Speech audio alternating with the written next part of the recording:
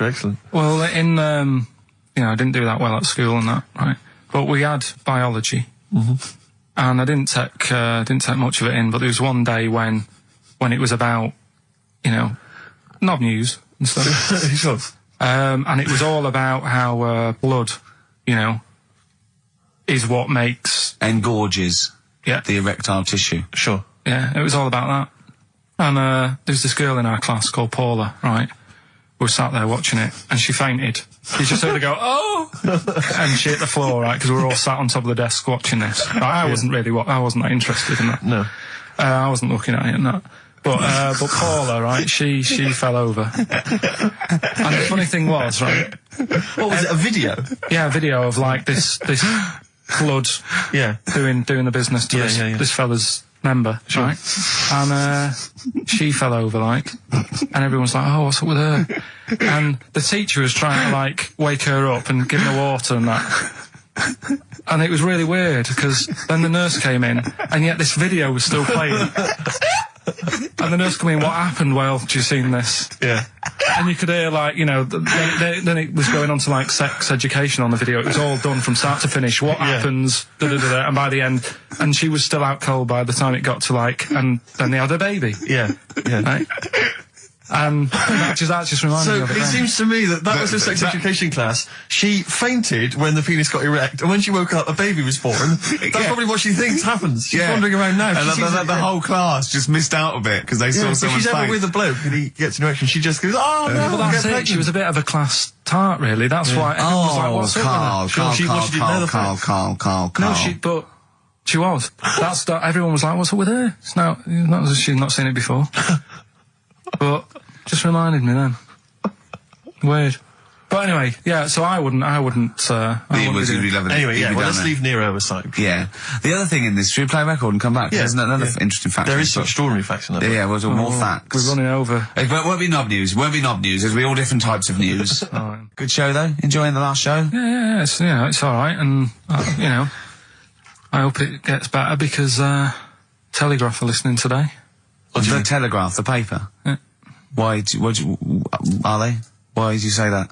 Just, Jenny, the PR woman, said to me yesterday, she said, just, do some good topics and that, so you don't have to worry there. What they phoned up to say, hello, it's Telegraph here, we'll be listening tomorrow?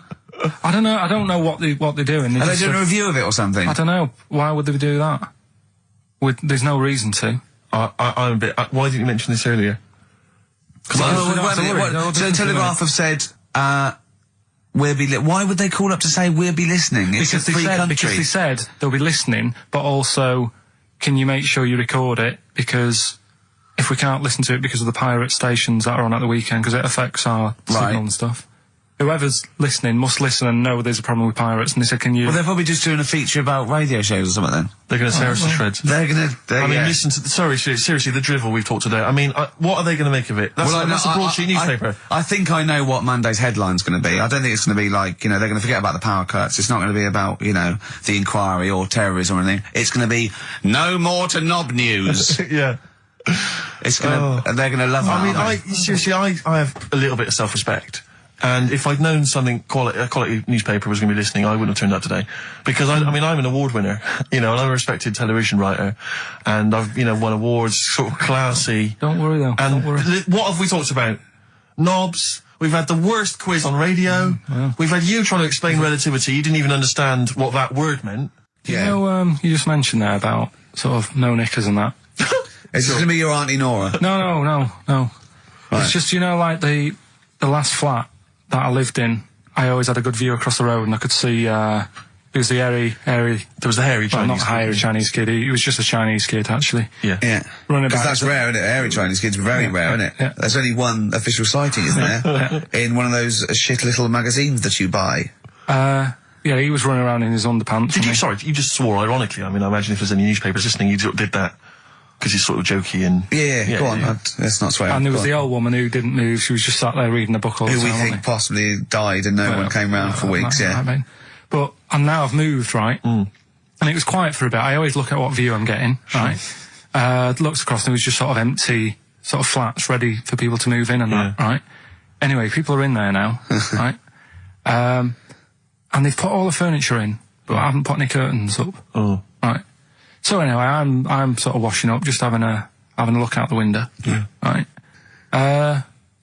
Girl sort of wandering about, knickers on. Right. With no knickers on? You mean naked? No knickers. Well, she had a bra on. Right, okay. But, She's probably looking for a knickers. So I thought, and I don't know how long I was looking. No. Right. But anyway, she looks across. Oh, God. I think she spotted me. Yeah. I think, oh, God. I felt really bad. Yeah. I said to Suzanne... Sorry, is this some sort of Peeping Tom confession while the Telegraph are listening? I've no idea. Well, it's not... That's the thing, though. Peepington. If I was peeping, she was peeping as well, because she was looking over. Works both ways, doesn't it? Yeah, but yeah, all she could see of you was your bald head. Yeah. No, but and your hands moving as you were washing up. And some white-looking substance frothing up. Particularly stubborn stain on this glass. Yeah. Oh, God.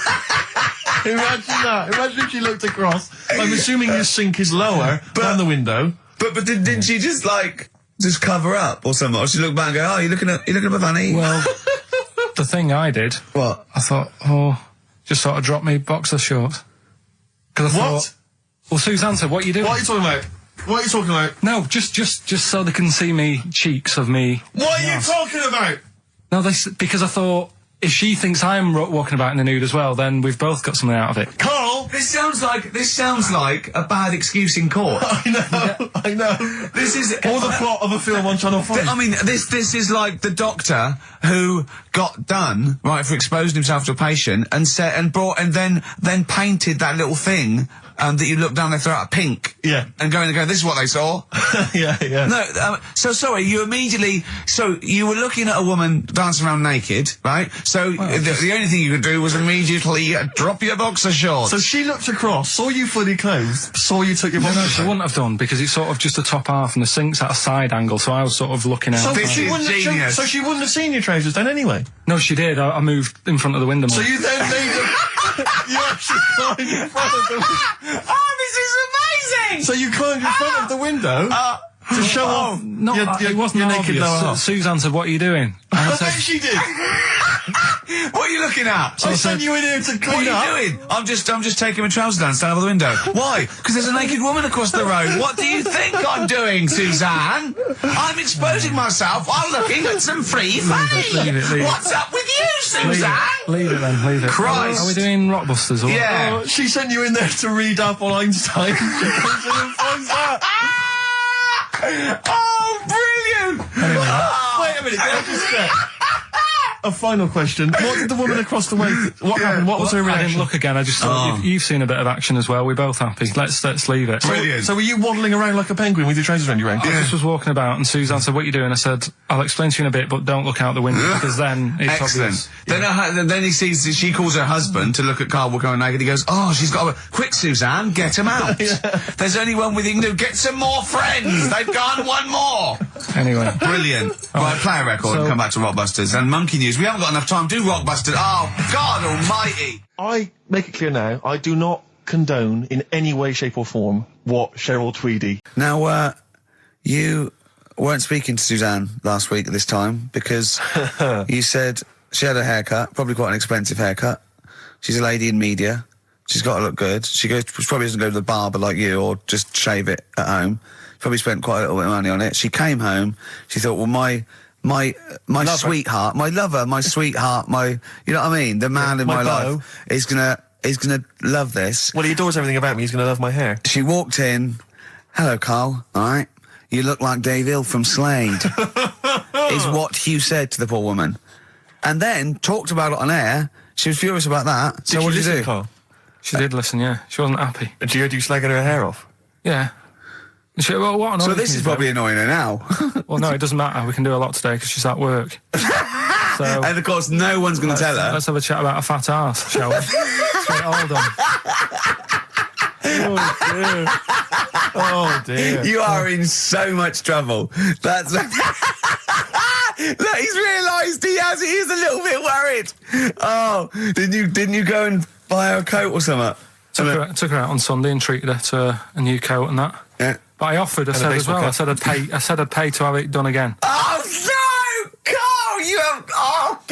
Oh my Christ! So she listened to the show. What did she say? You got home. She'd heard you slagging her hair off. Imagine that. He thinks that's a good thing. We've won the polls. Brilliant. What are we doing? Well, you can have facial surgery now, love. It's sort of like, it's just, Christ. You offered to have it done again. Unbelievable. Yeah. But I got home and she's like, being moody with me, right? Yeah. You thought something's wrong, so you must have listened to the show when I was slagging off her hair. Well, his first thought was she's probably looked at herself in the mirror. She agrees with me. Yeah, that barber's been round again. Yeah. And she just said, that wasn't very nice of you, was it? Oh. So I just said, hang on a minute. I said, that's what we do on the show. When I'm slagging off, Chinese people looking old or whatever, I said, you never interfere. Sure. I love the fact. She's got to get her priorities right. I love the fact that she's in the same queue as a billion people you've never met. Yeah. That's fantastic. She's in the same queue. Well, you didn't complain when I was slagging off. Carl, I don't think Carl has ever admitted he might be in the wrong. Ever. Certainly not to you or I. So did you admit... That is so true. Isn't it? That is so true. He's never admitted that he might be in the wrong. So did you, in this instance, agree that maybe you'd overstepped the mark? No, I just said she took it badly. Do you know what I mean? It's only a haircut. Yeah. Yep.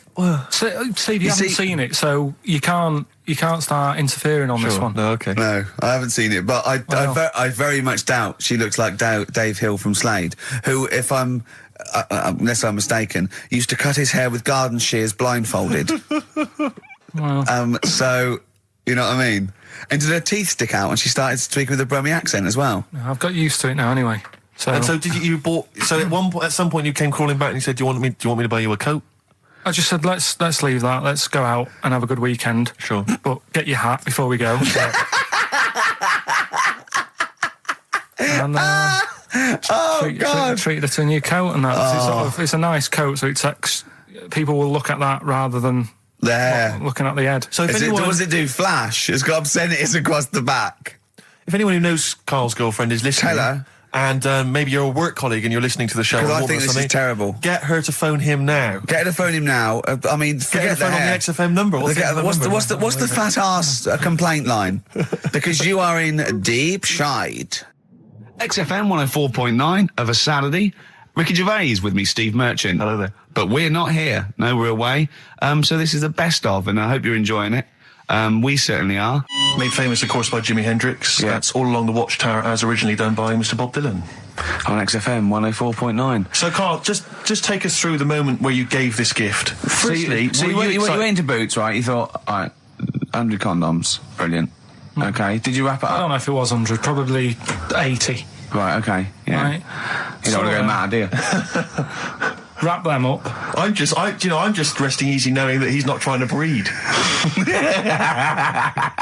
Right. No. Yeah. So I got her them. I got her Grease on DVD because she's always watching that. Yeah. Right. Yeah. So just think of when her mum said, "What did Karl get you? Some condoms and grease." I was going to say, I'm glad he said on DVD. And, she was surprised anyway, right? Because I bet she was. No, when she got she was thinking like jewellery. No, right? that showed her. That surprised you, hasn't it? All right. So hang on, wait a minute. You thought it was a holiday, didn't you? Yeah. Look at your face. You don't know me at all. So hang on. So did you give these on Christmas Day? Right. What happened is she got in from work that Saturday, right? And I said, "Look under the tree." Knackered. Right? At least it's Christmas. Yeah. At least I'm going to get a little bit. I said, "Look, you got some stuff under the tree." Right. So did you give her a sugar lump? Right. She was really chuffed with that, but she said she was a bit puzzled because I didn't know we had any wrapping paper, right? So I ended up using wallpaper. You didn't take it off the wall, though. You had No, it was some left over, right? So she said, "Why have you used wallpaper?" I said, "Well, I didn't have any paper and you were getting in a bit and I wanted you to have a surprise." So she said, "Can I have a feel of them?" I said, "No." Presents. You thought, right, I've got the right thing. Yeah. Right. And then Christmas Day, I said, "No, don't get carried away. It's nothing really good. You know, we said we weren't going to buy each other much. So there you go, open them."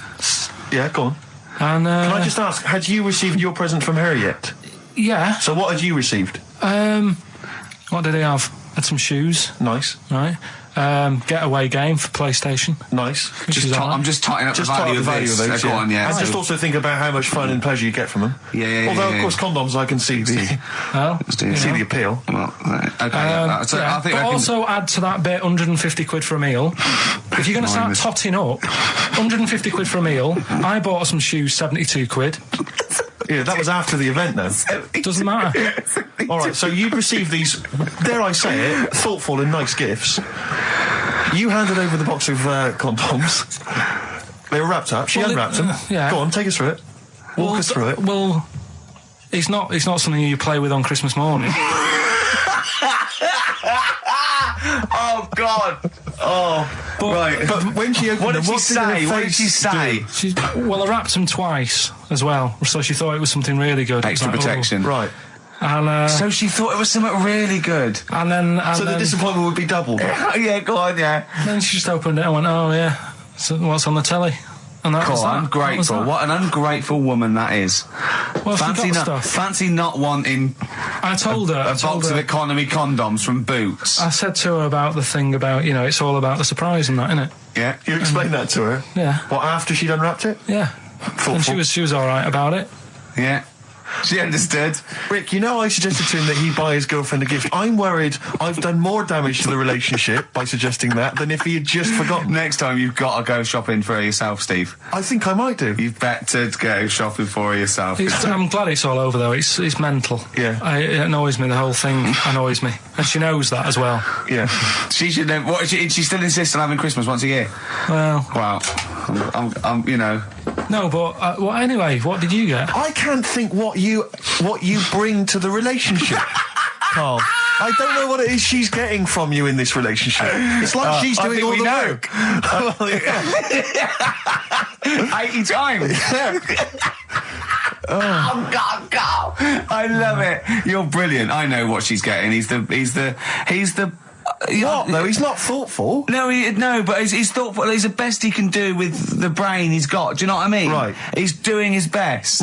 He's absolutely doing his best. There's no... He's working at the limits of his powers. Do you know what I mean, though? He's done as well as he can with what he was given. Sure. Yeah, and that's admirable. Yeah. It's like, I think he's done better than you'd expect. I bet his teachers didn't even think he'd get this far. Do you know what I mean? What, find a girl? No, well, yeah, a job, a girl. Yeah. Do you know what I mean? Clothing himself. He's done really well. What do you think, Karl? You think you've done well? I think I've done all right compared to some of my mates. What are they doing now? Probably not that much. Do you know what I mean? Mrs. Matthews said I wouldn't be an high flyer. I think I'm doing all right. Yeah. Do you know what I mean? I have a holiday every year. Got somewhere to live and that.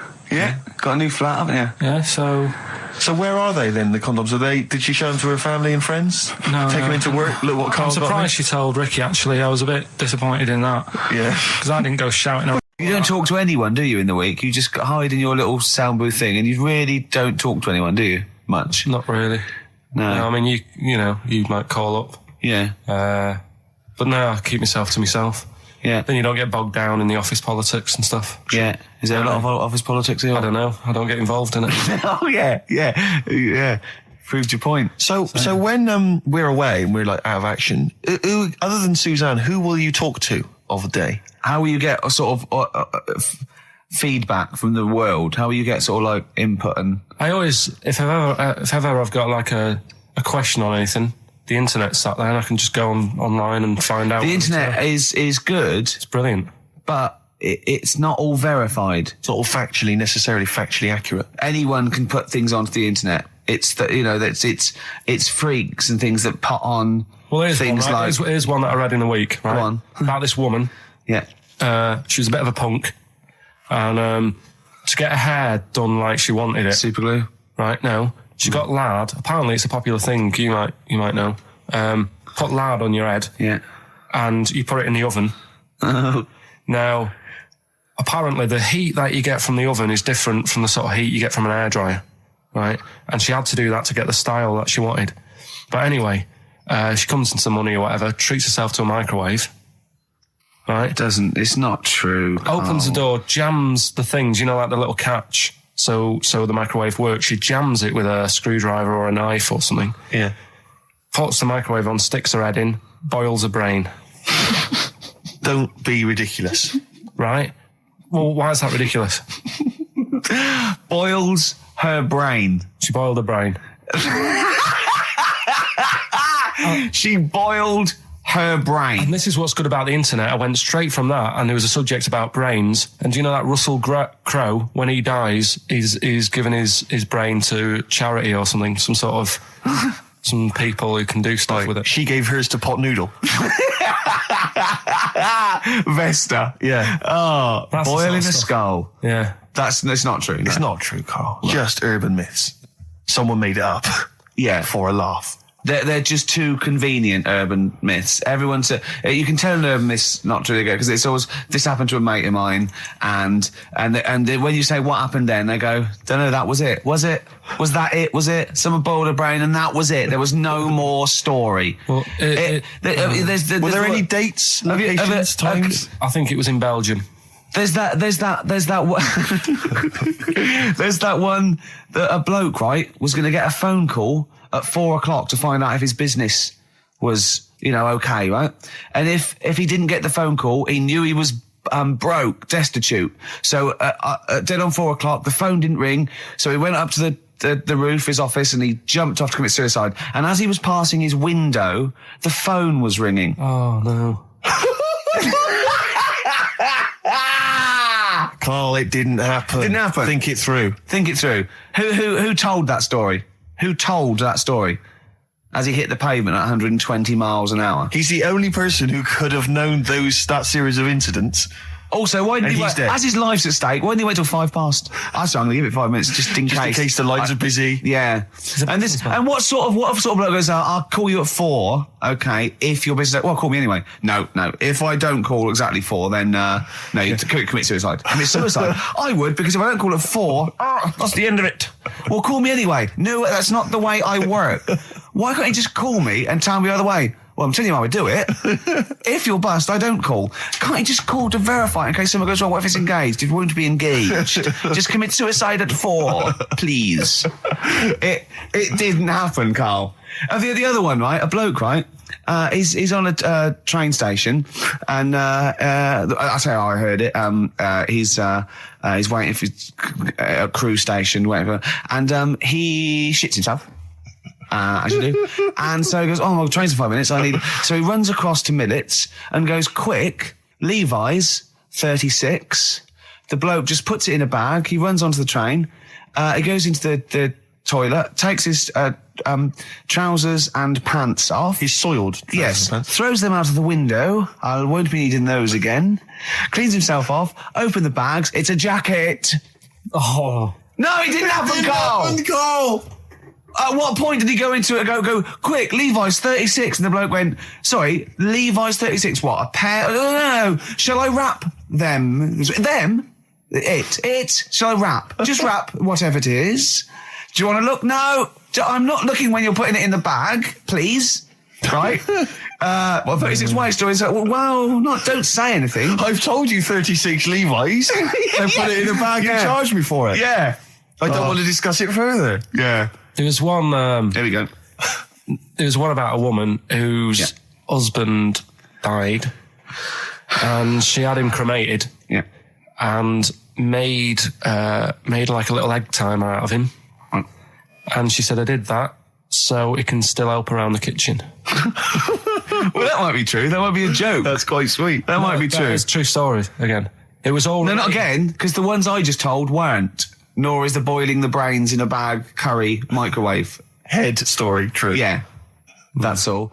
That's nearly it, Karl. Right, redeem yourself. Have you got the film thing you're in? Right, yeah, I'm in a film. It's Pulp Fiction this week. Right. Changed it a little bit, tweaked the storyline a little bit. Okay. It's just to make it better, yeah. It's just do you know I've talked about Suzanne's hair and that? Yeah. About when she got it cut, didn't like it and that. Yeah. So it's sort of about that. Listen to it. There'll be a question at the end. You can win some good stuff. Yeah, well. All right. So, and this is the scene where they're in the restaurant. Do you know when they're about to do the robbery? Yeah, play it. So it's not a restaurant. I've changed that. It's the barber's. Right. All right. Okay. All right. God. There you go. Then. Is there going to be a question after this? Yeah. Okay. Right. Girlfriend came in here earlier. had a haircut. I'm not happy with it. Look at the state of that. Well, don't laugh. Yeah? I mean, I don't want to cause any fuss, but just want you to sort it out. Afraid I can't do that. Well, you can do that, because it looks a mess. Look, my friend, this is just where you and I differ. Well, you've got to do something, because look at it. When she came through the front door at home, I thought Dave Hill out Slade had walked in. Funny, I was thinking the same thing. Look, I don't want to cause any problems or anything. She hasn't even seen it properly yet. She sort of had it cut and came straight home and didn't look at it. Suzanne, just look in that mirror. Look what they've done to your head. God damn it, what is it? Suzanne! No! We're not gonna do anything stupid, are we? I'm the manager here. There's no problem. What do you mean it's not a problem? Look at the state of her hair. Be calm, cooperate, and this will all be over in a minute. I'm gonna go home. No, we're not going anywhere until they've sorted your hair out. I'm not walking home with your hair like that. It's embarrassing. So let's just get it... You die. No, forget having it dyed. Just get it cut. Colour's not a problem. Just sort it out. Just get rid of... Let's see what we can do.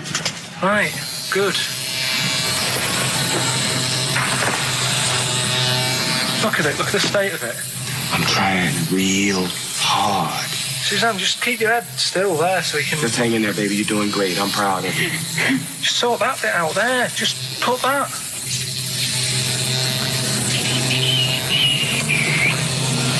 My barber says I've got the hair of a Chinaman. Have you heard that before?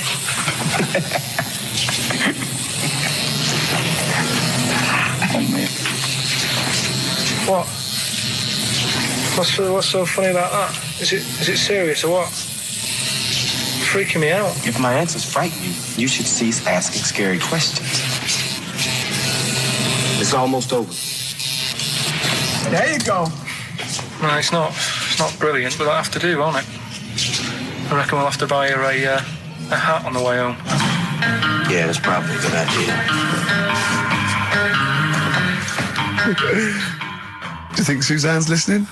It's alright, isn't it? I like the fact that in that she's represented with a sort of dimwit southern accent. Yeah. Your girlfriend. So I'm sure she'll have appreciated that. Alright, It was nice, yeah. It was a nice... I don't know what kind of copyright infringements that has made. Yeah. Well, Right, well, the question is, what did I say is odd about my hair? odd about your hair? Yeah. Yeah. Oh, well, Alright. yeah. Fans of the show will know that already, I'm sure. Yeah, so email in, ricky.gervais@xfm.co.uk, or, just email, actually. Yeah. Bored? Right? Let me just tell you briefly, this is another example of how people can just exploit you and make fun of you when you're tall. Yeah. I was quite tall. I've always been like about 6'7" for quite a while now. And when I was about 16, I went to a big New Year's celebration in Bristol, where I come from. And everyone kind of congregates in this big sort of part of town, and there's all people dancing around, like in Trafalgar Square. And I was there, and somehow I just picked up a balloon somewhere along the line, one of those kind of helium sort of balloons, and I was holding that, sort of dancing around. And these two girls came up to me, and I was thinking, yeah, okay, it's New Year's Eve, brilliant, that's my kind of party. Yeah. They came up, they went, hey. Once a year. And they said, you going to be here for long? And I went, well, maybe. And they said, it's just that we've arranged to meet back at you in about an hour. I went, what do you mean? I went, well, it's just because we can see you wherever you are. Don't worry, you can move around and stuff. We'll see you with the balloon. Just arranged to meet some friends. I love that. A landmark. So, pilots use that. Oh, we're just coming in. That's we'll be going. When we see Steve Merchant, we'll be descending to Bristol Temple Mead. What's really funny is New Year's Eve, Trafalgar Square, you got a huge column, but they use Steve as like the meeting point. Steve's got a huge column. Brilliant, Rick. Well done. Award-winning comedy from Ricky Gervais. Weren't you in a car park once? Oh, no. It was New Year. And we were all gathering up. Like in Trafalgar Square at New Year, everyone gathers and they have a big kind of party and stuff. Well, in Bristol, they do something very similar on a smaller scale. And I was there one New Year, I was with my friends, and for some reason I picked up a balloon during the evening. I don't know where I got it from, but I was holding this balloon, and these girls came up to me, and I thought, yeah, nice, maybe a little New Year kiss. They came up, they said, hey, are you going to be here for a while? And I said, well, yeah, I probably will. They said, it's just that we've arranged to meet back at you at midnight. What do you mean? Because I was so tall and had a balloon, I was towering above everyone else. I said, I said, what? I said, we're going to meet back at you at midnight. This is... They said, don't worry, you can go about your business because we can see you wherever you are. This is where Nelson's column is. No. No, this is in Bristol. Oh, right, okay, yeah. And so I'm sort of wandering around, and then at midnight these two girls turn up again, and some of these lads come and meet them, and they're sort of laughing and joking. I'm thinking, they're probably going to invite me back to a party. I watched them get in a cab. They went off. They had a wild night. But then I did have a balloon, so it was a great new year for me. I did have a balloon. Oh. One of those stupid lateral thinking problems. We maybe should give an example of the. Romeo and Juliet. Right, Romeo's asleep on the bed. Juliet's on the floor, covered in water and broken glass. What happened? And you ask all these stupid questions, and it's Romeo's a cat and Juliet's a goldfish. Again, awful. What am I thinking? Yeah. Yeah. Go on then, Karl. Right. Yeah. There's a bloke lying on the floor, right? He's cut his head, blood's coming out of his head, and all his mates come running up, and they're all stood round him. Yeah. And they don't take their hats off as a mark of respect. That is outrageous. Why didn't they take their hats off? I'm laughing, but it's probably as good as the real absolutely. ones. A bloke's fallen with his... Yeah. He's lying on the floor. Yeah. He's dead. Yeah. His mates come running up. Was it important that his head was cut? I don't know. I mean, Would it have been okay if he'd have been wearing a hat? He wouldn't have been dead if he was wearing a hat. What's your answer? No, you're meant to answer questions. You don't just go, what's your answer? You say, where's the turn? So you go, no, and I have to guess. It's obviously like sort of a motorcycle stunt team or a parachute. Why didn't they take their hats off? Because they're probably still on the motorbikes or something, or... Well, yeah, but if you mark a respect to someone, you could take your helmet off. Getting angry. What? They're parachutists. Why couldn't they take their helmets off? Because they're coming down from the sky. But he's on the floor dead. Well, but they can look down and see him on the floor. Are they on the floor, Karl? They're on the floor as well. They're walking, are they? Yeah, well, they sort of stood there looking at him. They're stood there. Yeah. They're stood on the floor looking at him. They're soldiers.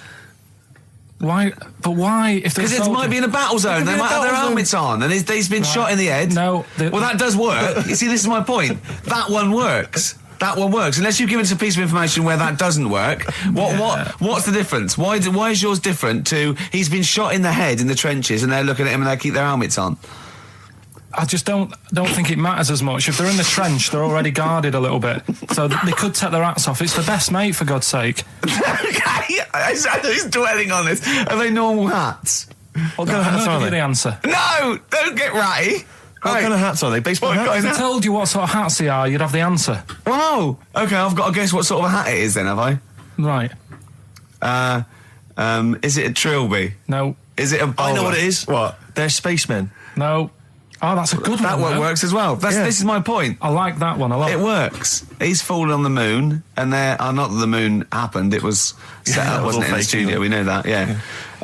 Okay, Karl, what's your answer? Builders on a building site. Why is that different to soldiers? Because bricks don't fall in wars. But bullets fly. Good. Just talking earlier about teachers, weren't they? Have you got any amusing anecdotes about teachers or anything around that subject? I didn't go to school that much. Go on. When I did, it was. I was telling Suzanne about it the other day how she goes out with me now and she thinks I'm great. She's lucky what she's got. So. No, she's done well. Yeah. Right? But I was the sort of kid who she would have hated at school because I never had, like, a pen. Oh, yeah, I know what sort you are. Never a pencil case or any stuff? I'd start off the term, I would, and I'd, a brand new carrier bag with my stuff in. A brand new carrier bag, classy. And, well, you've got to have somewhere to put the stuff you've nicked from Woolworths in, haven't you? Right, so that'd be there, but then by the time, like, a couple of weeks down, I'd put my pen down, I would have lost it, and then I'm sort of going around saying, can I borrow a pen? You didn't try sticking it up your nose, it's not still lodged up there. It's not, no. But the funny thing with, like, you were talking about teachers and stuff. Were you disruptive? Were you a disruptive kid? Were Not you really. Causing trouble? No, not really. He wouldn't cause trouble. He was terrified of the boss here, wasn't he? No, it's not that. It's just that, what's the point in winding people up? I find it quite annoying if people do that. So I don't wish it up on anyone else. Why do you wind Steve up then? Sometime? I don't wind him up. You do. You have done, but no, come on, let's not argue. We're getting on well then. Come on, Karl. And like the teachers, because I'd lived on this estate, right? Loads of stuff used to get nicked and go missing, and what have you. Blackboards, And desks. their way, no, like the telly and the headmaster. video Oh, really? and stuff like that, and the projector thing and all that. So the way they used to try and find it, right, my little conspiracy, because you know I'm good at them. Yeah, What they used to do is set your own work and say, right, draw like a bird's eye view of your house. Right? But draw everything you've got in your house in it as well. So if you've got, I don't know, if you've got anything in the loft, make sure you draw it. Right. So kids would come in with overhead projectors. Well, that was the idea, I think, behind Guns. Yeah. it. They were amazing. And the aircraft guns in the shed. So the picture you did for your home, presumably Got nothing from me. nothing. I didn't do it. I'm not, he used to hand it in, empty house, I'm not a grass. yeah. And nor the illegal immigrants living in the Just kitchen. a picture of your Auntie Nora. Yeah. What's that? Is that, have you been tennis ball? stealing tennis balls? Yeah. No, that's not a split tennis ball. That's my auntie Nora's. But what about all the stuff? Didn't you have to draw all the stuff that your father had nicked? All the stuff, Listen. Because I only ever listen to it in a cab. Yeah. If I'm in a mini cab. Good, Magic that's good. That is a good station. But Magic is dynamite. But I know on Magic, the DJs have got like 5-hour shifts. It's incredible. They're all And they do read their own news. I know. It's like they've cut out any expenditure on that channel. It's just some old records, and one guy has to go on for 5 hours, read his own news, his own travel. There's nothing else. I saw a bloke struggling once. He sort of wants to be a bit of a sort of comedian, and he does one link. It's sort of one 15-second link between each record. Goes, that's Celine Dion. There's a story in the paper again that people were late for work on the Underground because there was leaves on the track. Just wondering if leaves are ever late for work because there's people on the track. It's simply red. Oh, bless him. I still think he's got to come up with them for like 5 hours. He's there sweating. Before I was going, I'm going to kill myself. I'm going to kill myself. Share's almost finished. Thing in the story about war on Iraq. Imagine if I can't do this anymore. I can't imagine if humans become extinct. With leaves. Dinosaurs would kill around. I don't know what I'm doing. Look at Karl's face when I said that. The man moth. Yeah. They've cloned a man moth. No, but that's the sort of thing I think we need now, right? We've covered a lot of stuff. What, education? Teaching, yeah. Well, okay, what do you want to know? Don't know. Have you got something? Can you educate us on anything? I've been reading bits So could we bring back just for one night only, educating Ricky? Oh, I'm excited. Yeah? Do you think it warrants that? I don't know enough about it. You know what I mean?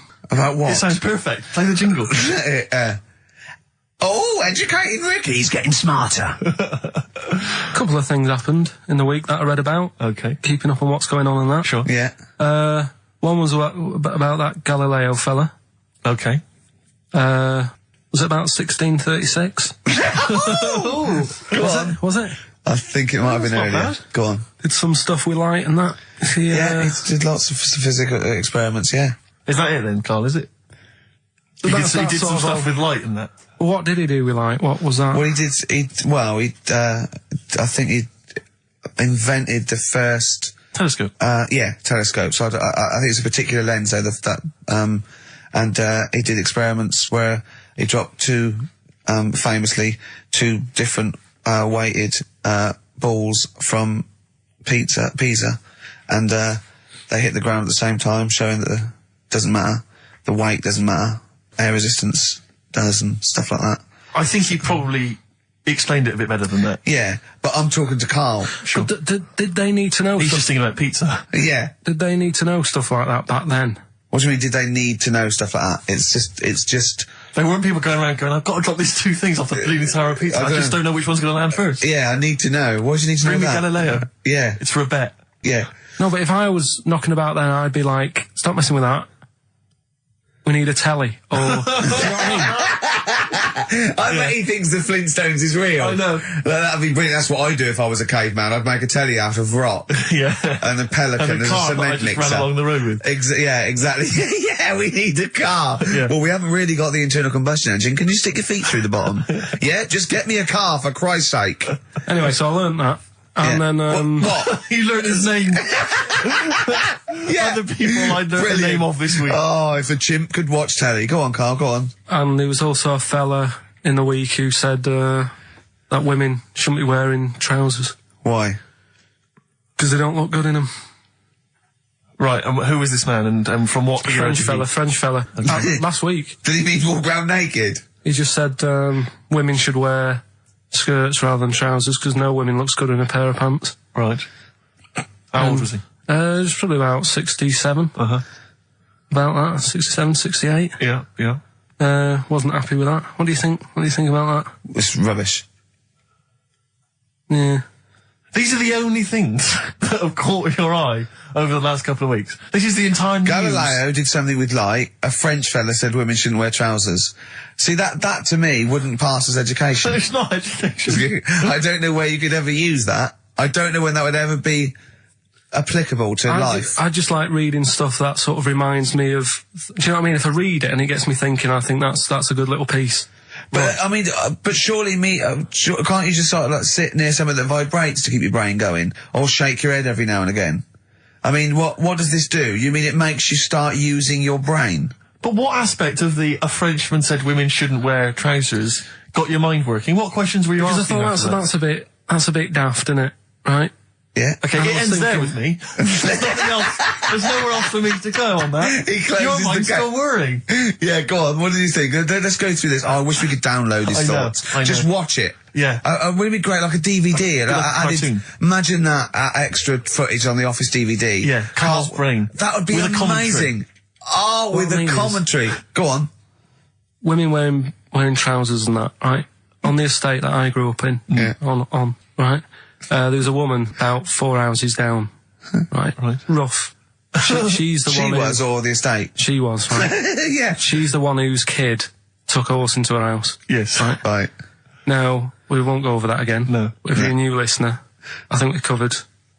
I think they get That's the all you idea need to know. Right? Yeah. Now, she used to wear leggings. Yeah. Now, they're a bad idea. They are a terrible idea. I agree with you there, Karl.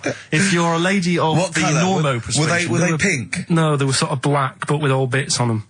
Oh, right. Do you know what I mean? What, toast and Just horse bits. droppings? Yeah, go on, yeah. And she used to, she's quite a big woman. Sure. Pauline Quirk, I think Yeah, we described her as. Look like a light bulb, which It is is those kind of women that are leggings. attracted to leggings. Yeah, I know, yeah. They are drawn to them like a moth. Yeah. She used to wear them, and that's what I remember when I read this piece. She used to work on one of those sex line things.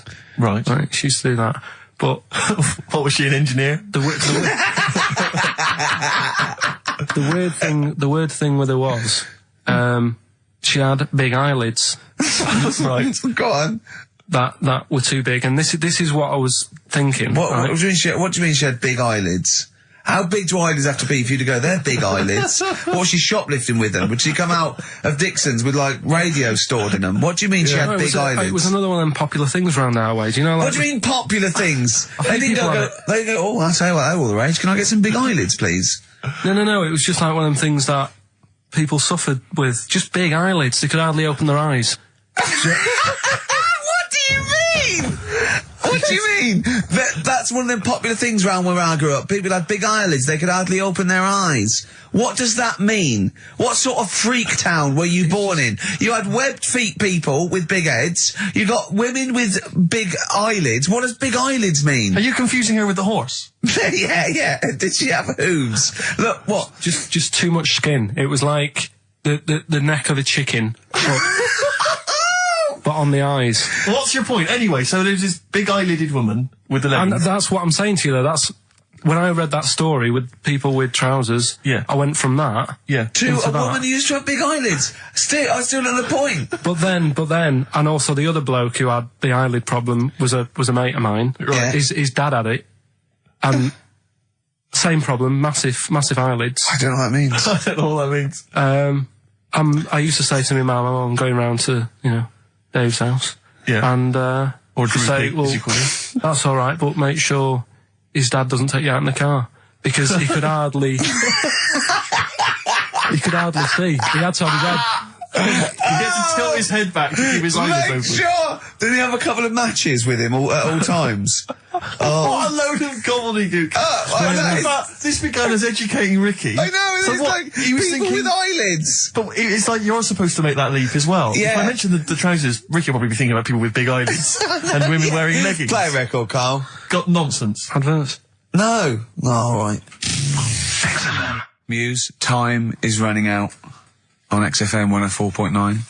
Just a couple of emails just to update you on what's coming in here. Go on. Natasha has emailed us. She says that she's of Chinese origin, and at 27, she often got mistaken for 24. So your notion that Chinese people don't age well is obviously factually incorrect. Yeah, well, we didn't need a thank you for phoning, but I mean, honestly... Ian, you've hung out with some of the big rock names, haven't you? Yeah. No, I'm not going anywhere with this. I'm intrigued. Tell me some of the people you've hung out with. You've hung out with Maiden, have you? I've hung out with Maiden, don't you? I've been flying with Bruce Dickinson. Yeah. And have you? It only took us 3 attempts to land at Gatwick a few weeks ago. But I don't know much about you, Ian. Are you someone who lives the rock and roll excess lifestyle? Are you kind of drink and drugs? Is that your thing? I like to be kind of, on the edge, having a look at what's going on inside. Right. I don't quite know what that means. Well, yeah, It's the way they talk, Steve. Right. Well, I mean, because some of those rockers, they're hard-living boys. Can you keep up with them? Do you up till 4 a.m? Oh, 4 a.m? Yeah. 4 in which morning? Hey, Daddy, oh man. Yeah. We're going out about 4 in the morning. Yeah. Carl reckons the gays go out late. Yeah. His favourite song is The Killing of Georgie, right? And he went, yeah, but would it have happened if he'd have been, going out a bit earlier? Yeah. Well, no, fair point. Yeah. Is that song time specific then? No, but he reckons he probably got because he was out late. Oh, right, okay. He said there's one that works here. Sometimes he doesn't go out till midnight. But I imagine you a little bit like that little boy in the film Almost Famous. When you're on tour with the rock legends, do you know what I mean? You're like, the little kid there, maybe the doors are being closed in your face, are they, as they go berserk? Yeah, when I started, but now, I insist I see you as one of theirs. Yeah, I access all their Islam, and that, I can enter venues now with a big bottle of Jack Daniels, I don't get stopped. Yeah. And Really? But seriously, have you, without naming names, obviously, what excess have you seen? Have you witnessed anything? Or have people calmed down now? Are these rockers clean living now? Depends who you're talking about. Sure. Yeah. Is there anything going on like the days of Ozzy and Motley Crue? I haven't seen any red snappers like with Jimmy Page. Do you know that story? No. I can't talk about it. Then let's forget about that. Yeah. Oh, is it disgusting? Yeah, well, yeah. But is it worse than talking about B-days and Ricky's farts? Kind of. Right, okay. Yeah. Right. Yeah, I know. You wouldn't want the instruction manual as to what happened with the red snapper, like you do with the B-days. Sure. God. But don't, as I say, don't name names. Obviously, there's a sort of client, doctor confidentiality or whatever that you... Yeah, well, I saw... We know there's no one listening. Yeah. So it won't go further than this studio. I saw a member of a very big band play the Astoria recently, and they turned up at the Astoria about 15 minutes before they were going on stage, right? And someone said to them, "Is it good to be playing the Astoria?" To which he turned around and went, "Oh, right, are we in London?" Kona. Yeah. You know what I mean? It's so dry, and I just imagine going to work with a hangover. Yeah. 8 hours in that sort of I think it's environment. those jobs where what's the best that can happen that day? Do you know what I mean? The photocopying shop. What's the best? Well, they probably have interesting things, like people going and photocopying porno mags. Can I have 30 copies of my art? Right, yeah, exactly. Yeah, I couldn't make it to the staff party. Yeah, but I wonder if I could do that in here. Yeah. Carl, what job wouldn't you want to do? Well, any job. You're a lazy... You're joking, aren't you? I've done loads of stuff. I'm quite happy now doing what I'm doing. Yeah? You look happy. I think You sound happy. Yeah, I mean, calm down. You on drugs? I'm all right. Are you on happy E? before England have won and that. I'm happy for them. Yeah, go on, happy for them. I'm happy in that. Yeah, what do you mean happy for them? We are England. Happy for us. Yeah. I mean, we didn't play. I did very little towards it. No. It was mainly Johnny Wilkinson. Yeah, I and the barely other- contributed. Switching on the TV was about as much as I did. Exactly. And shouting, "Come on!" Yeah. Talking about jobs and that, though, I was reading the other day about, rubbish jobs that people have had and I stuff. haven't got time when I'm at work, man. I just get on with it. I'm not squiddly diddly. Fingers in pies, different jobs. Go on. Do you know Ivor the Terrible? Ivan. He, His Russian. Yeah, that was the Welsh fella. It was bloody awful, but not as bad as his Russian cousin, Ivan. Go on. He had a fella doing some work for him, right? This fella built his house. Yeah. After it was done, right, the terrible fella was like, Fella Ivan. He was going, oh, it's brilliant. You've done a good job there. Yeah. I don't want you to build another one like that. Took his eyes out. Just stopped him making an house like that. Another one? Blimey. That's bad, isn't it? Why didn't he take away his trowel? Then he could have seen, but he couldn't have built a house without a trowel. You can't build a house without a trowel. Yeah. I suppose he probably later thought that once he'd been nicknamed Ivan the Terrible. Yeah. He thought, why? Because you gouge people's eyes out. Yeah, but I didn't want to build another house. I know, but Take his trowel away. What would I have been then? Ivan the Crafty at most. exactly. Yeah. Ivan the Jealous. Ivan the spoilt brat. But Yeah. Gouge someone's terrible, eyes. it's That bad. is bloody terrible. I'm surprised you're not called Ivan the. Do you know what I mean? Yeah, you're going to get on in history like with Vlad the Impaler. Yeah. He's mainly remembered for impaling people. Yeah, he did a lot of other stuff. Did a load of great charity work he did. The Not impaling remembered. is the thing that's really Yeah. gone down in history. When were you reading about Ivan the Terrible? No, it's just or little Ivor stories. the Terrible is the thing you remembered from this informative article. No, it was just little bits like that. Talking about him, there was a thing about someone who worked for that fella who painted the ceiling. Sistine Chapel. Yeah, there was a thing. A woman who worked for him in his house, and I love how you assimilate information when it's just bordering on the academic, or just the interesting and true. It's wonderful. Ivor the Terrible gouged someone's eyes out 'cause built him an house. That fella who painted that ceiling had a woman work for him. Imagine if you wrote that down in an essay. Imagine if you wrote that in a school essay. Well, you'd probably end up with not getting a grade or thinking you turned up to more than you had. Exactly. Anyway, the woman who lived with the woman who lived in a shoe. Go on. yeah, there was this woman who lived with him, and she used to go out and do all this shopping and that. yeah. But because she couldn't read or write, he used to have to draw everything that he wanted. Why couldn't you just tell her? I don't know. No, wait. That's an excellent point. Could she talk? Yeah, but if it's a big list and that, loads of different coloured paints. But why and couldn't stuff. she draw on a piece of paper? Why did he have to do it? Because he's a better drawer, isn't he? That's the point. That's it. That is. We were just looking for. I want to tell you about Brian Blessed climbing Everest, and for some reason it made him it played havoc with his belly, and he followed through, and he had to clean up. Shut himself? Yeah, using ice and snow. Why are you telling me that Brian Blessed? In what way is telling me that Brian Blessed shit himself once in any way educational? Because I was saying how he was climbing Everest, right? Right. I give it to him. He's an actor and that, but he gave that a go. Yeah. Right. It played. What's the point of that? You'd say, wouldn't you? You'd say, God, he's He's Oh, good. so he's all right. Me doing a boxing match for no reason is rubbish, but him climbing Everest and shitting himself, Yeah, he did that. is commendable. Right, and he's only going to go and do it again. He's going to climb it again. Yeah, but he might not shit himself this time. Yeah, what's the point in going? Nothing's changed up there. Yeah, good point. Yeah, Where's you been? Well, it has. They've probably cleared it up by now. Like, but it's slip on it. I can't even be bothered telling you this one because. Come on, to be just honest- do it. Or do it now. Steve, how we doing? Look, no, never mind that. Look, just tell me what that means. Oh, he's a nuisance. Oh, this is so annoying, Carl. I'm going to go mental. Right, talk. Right. Listen, I'm just putting Right. this in here, right? Right, nuisance is a bit of a nuisance. Yeah. Apparently, Yeah. the old fella who used to hang people.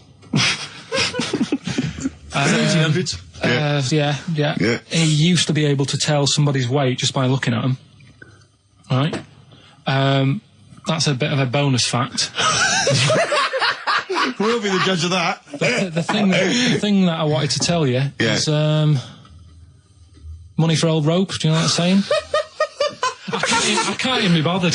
Yes, you're going to tell me now. Come on, Carl. Right, I mean it. Basically, money for old rope came from the right. What was all that about? You can tell someone's weight. What was all that bonus for? fact. And Brian Blessed shitting himself. What are you? What? Look at you. No, tell me that now. You nearly made me swear then. I'm getting really annoyed. I'm getting really annoyed now. Tell me this back, Carl, or I'm going to go mental. Come on, Carl. Time's running out. More that people years ago, when people used to be hung, right? Right. If you didn't like the person who's been hung, you'd go, God, I really don't like him, and so you never forget the Because time. even when if they're being hung, we take that as read. Yeah. So they never forget afterwards to get the hangman to get the rope and to cut it up into little pieces, and he'd sell them.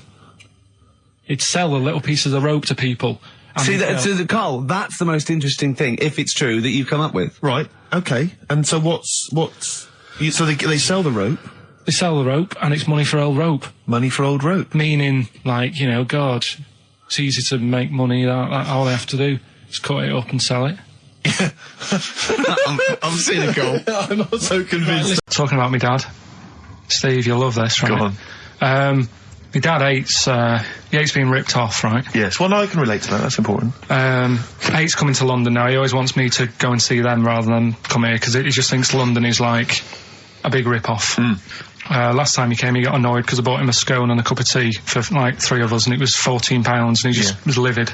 And then we had an argument about that, and then we went to the Millennium Wheel, and I said, "Do you fancy going on this?" He said, "Oh, all right." Then he saw the price, and it was something like 20 quid or something, and he said, 20 quid to go up in the air to look at stuff that's on the ground. He said, I might as well stay on the ground. Brilliant. Right? Thought, good point. His logic is impeccable. So anyway, this is going on. Anyway, he spoke to me the other day. I said, how are things? Are they all right? And that. He said, being ripped off. I said, why? He said he ordered, do you know the place where he got a new bed from because he cut the other one in half, yeah. Right? He got this bed out of a catalogue. So he sorted out a payment on the phone. He said, look, you're ripping me off a bit here on the interest thing, but well, let's do a deal. We'll sort out a new monthly payment that's different to what it says in the catalogue. And he said, yeah, we'll go along with that. Anyway, so he sorted that out. He was happy. The bed arrived. It's a nice bed. He said, that's great. So anyway, he got the bill for it, and it was the original price. Oh, I thought that might be the case, yeah. Right?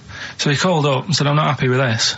He said, we said a deal. And I'm like, oh, no, don't know what you're talking about. He said, right, don't send me your catalogues anymore. He said, I'm not buying anything from you. You're a rip-off merchant. Right? So anyway, a few weeks go by. Post comes. Only another catalogue in the post. He's livid. Right? So he was well annoyed. Yeah. So he looked on the back, and it said on it, this catalogue will always be property of, the company that does it. So you can't throw it away. If we request to have it back, we've got the permission to get it back off you. Right? So he thought, right, well, they're out of order. I told them not to send me one, and they have done, and they're saying I can't chuck it away. So he called them up and said, all right, Mr. Pilkington here, bought a bed off you, you conned me, and that. Well, forget that. We've dealt with that. You've sent me a catalogue, I told you not to. It says on the back here that this will always be yours. Yeah? So, in a way, you're using my house as a warehouse. I'll be charging you 26 pence or something a day. Brilliant. He said, you already owe me £6.28. Something like that. Genius. And, they sorted it out. So again, it's just... So hang on, but are they going along with this? I don't know what happened. He said they sounded annoyed and said they'd get back to him, and they haven't. But he said, I'm not bothered. They can take as long as they want because the money just keeps going up. Yeah.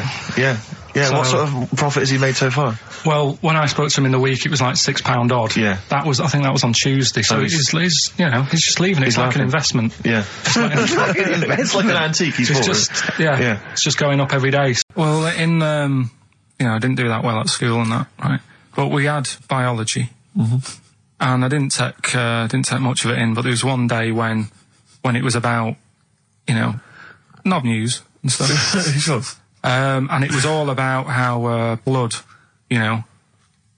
is what makes... engorges the erectile tissue. Sure. Yeah, it was all about that. And there was this girl in our class called Paula, right? We were sat there watching it, and she fainted. You just heard her go, oh! And she hit the floor, right? Because we were all sat on top of the desk watching this. I wasn't that interested in that. No. I wasn't looking at it and that. But Paula, right, she fell over. And the funny thing was, right... What was it, a video? Yeah, a video of, like, this blood doing the business to this fella's member, right? And she fell over, like, and everyone's like, oh, what's up with her? And the teacher was trying to, like, wake her up and give her water and that. And it was really weird, because then the nurse came in, and yet this video was still playing. And the nurse come in, what happened? Well, have you seen this? Yeah. And you could hear, like, then it was going on to, like, sex education on the video. It was all done from start to finish. What happens? Da-da-da-da. And by the end, and she was still out cold by the time it got to, like, and then they had a baby. Yeah. Right? And that just reminded me So of it seems to me that was her sex education class. She fainted when the penis got erect, and when she woke up, a baby was born. That's probably what she thinks happens. She's wandering around now. And the whole class just missed out a bit because they saw someone. If she's ever with a bloke and he gets an erection, she just goes, "Oh no!" Well, that's it. She was a bit of a class tart, really. That's why everyone was like, "What's up with her?" Carl. No, she was. Everyone was like, "What's up with her?" It's not as she's not seen it before. I used to just go on my errands. Yeah. And it was my job to like. I haven't heard errand since the 70s. Nice to hear that. I went to Phase, right, the little local supermarket. Yeah. And I got. What's it called? Euthanasia. What? I did. Phase. New Phase. Phase. Yeah. HUGH. Phase. Oh, Phase is his name, right? Yeah. And I just had to get like a bag of potatoes. Of course you did, yeah. And a loaf. Staple. So I used to put that in my diary every day, and it got to a point when like even the teachers were like, just make something up. Yeah. Stop putting the same thing in. Start joyriding or something. Live. I love the fact that he was fascinated by the strangest village in Britain, but the stories he's told us about where he comes from, there's him going around with two fellas with big heads, webbed feet, a little pigeon-chested bloke, him on his grifter with Maggie pecking at him, his dad in the telephone box nicking groceries, and a horse in the house next door. I mean, how strange was his upbringing? And him hanging from his satchel. Unbelievable. There's another woman who I remembered. Actually, I'll tell you later. Go on, what? I'll tell you later about another woman who I remembered. Give us a teaser. It's just a woman who rode around on a three-wheeled bike with her husband in a basket. Right, I'll tell you that. Right, and the final you don't get clue. teasers like that on any other radio That's a hell of a funeral service. Right, listen. Right, tell us about this woman. Well, it was just because you were saying about the, our living. We are broadcasting now, aren't we? This is actually going out. This is live. This isn't us sort of like. Yeah, but you were just talking about how I lived in an odd village. Yeah. With kids with big heads and all that, right? And what I wanted to do. What is that again? There's two kids with big heads. Yeah, they just had sort of big heads and webbed hands and that. They went to my school. And when I spoke to my dad the other day, because I'm going to see my mum and dad tomorrow. Oh, yeah. So I said, have we got any school photographs with the big-headed kids in? And he said, no, nobody bought those sort of school photos because they were in it, so it was always a bit ruined. So I said, well, no. He said sales were, because he obviously talked to other dads and stuff like that, and he just said, no one bought them. But anyway, so I would love them. Yeah, I'd buy them. Yeah, but I wouldn't stand out, would I? If it's on the mantelpiece. Yeah, well. But anyway, so I was talking about, When you say they had big heads, what do you mean? Do they look like someone from Doctor Who? They were just quite big. But they weren't related? No. So why did two blokes with big heads and webbed feet? I lived in a weird area. There was a chemical plant close by. I can't believe you've never told us that before. That explains a lot. Not just the freaks in your neighbourhood, but... No, there was loads of weird stuff going on.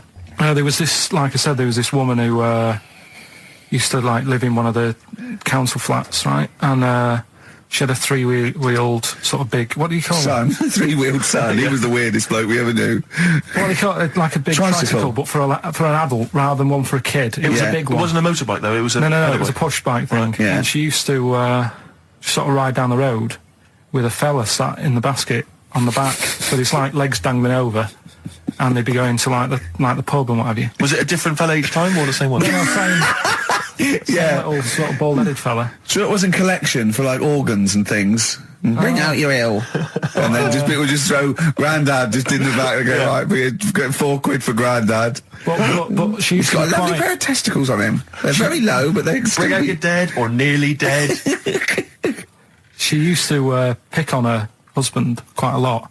They'd be in the pub and what have you, and they'd be sat by themselves, but she'd always be sort of, having a go at him, moaning at him, sort of pushing him about and that. So my dad and his mate, right, they went round to their house, knocked on the door, she answered, and he said he was a copper, right? He said, Detective Pilkington, gonna come in and have a word. So I'm just going to make a note of impersonating a police officer. Yeah, but for the good, he went in and sort of said, now, I've heard, it's a superhero. Yeah. I've heard, you picking on your husband a lot. Yeah. We'll be keeping an eye on you. Do it again, and there'll be trouble. And she backed off after that. She was all right. And how was the husband? Was he still in the basket, though? Was he allowed to ever sort of, like, ride up front with her? Or was he just always in the basket? She'd sort of stopped picking on him in public places and stuff. That's good. Just you can't get done, can you, just for doing that? I think impersonating a police officer. Well, you probably did. There was no gain. I think you can't impersonate a police officer full stop, but I think they'd probably be lenient on him that he was, you know. But let's face it, he's not going to be caught because why would anyone know about it? It's not like his son's going to say it on a radio station, is it? And stitch him right up. Is this something you did generally? Kind of a little bit of light vigilante work? Just whatever. Him and his mate, just, you know, if they saw something going on, they go, what can we do?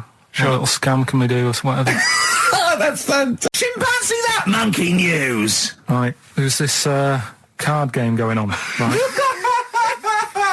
in the big hotel in Vegas, right? The Luxor Hotel in Vegas. Yeah. There's a major card game. All the big players and that were involved. Right, they're all invited. Anyway, so they all meet up in this dark room at the back of the. Oh, there we go, dark room. At the back they didn't work. They didn't see the little 4-foot hairy fella. So it was brilliant at poker. Like I say, it's a big game, and that everyone's been waiting for it. So it's played in the back room, not in the main entrance bit, right? So anyway, like I say, it's dark in there and what have you, and the players went in. There was already someone sat in there, right? Right. But they couldn't quite see Was him. he a short, hairy bloke with slightly longer arms than legs? Couldn't see him. Were his arms slightly longer than his legs, strangely enough? Was he holding his hand of cards with his feet? Anyway. So the cards were dealt, right? Cards were dealt, game's going on. His cards with his feet! Game went on for hours, right? No one's listening. The terrible thing is that not even we're listening to Karl now. I know. Literally no one is listening to Karl. It's so insulting. There was a lot of smoking going on. It's going on. A lot of eating and nuts going on. That was a bit weird because they don't normally get through as many, but for this night. So, come on, let's just play Bruce. Goodbye, everybody. See you maybe at Christmas time. Goodbye. Yeah, right, go on, Karl. We're going back to 1829. Yeah. all the way back there to 1829. It's a retro conjoined twin link. A couple of guys set up a business. They were called Chang and Ang. Oh, they're the first. That's why they were called Siamese twins, because they wasn't that what it was based on? Those two, Chang and Ang. Was it? The original, yeah. That's why they're called Siamese twins, because I think they were Siamese. So these are the first ones? Well, not the first ones, but they're the ones that got to fame, I think, and why people started calling them. People started calling them conjoined twins, Siamese twins. I think I'm right there. Anyway. Good. Well, the sort of set up business, sort of going around the US. Well, both of them. And Europe, yeah. Yeah. And what they used to do, people were amazed by it anyway. But Yeah. people wanted to know how they get through life doing certain things that you think about. When you think about Siamese twins, you think about, how do you get through a day like that? Yeah. Right? And the thing that cropped up the most with people was how they take a bath. So they used to go on tour around the US and Europe and sit in a bath, have a wash and that. And did they ever wash each other by mistake? They go, oh, that ends there. And his mum, right, was like obsessed with cleaning. And I was never allowed in their flat.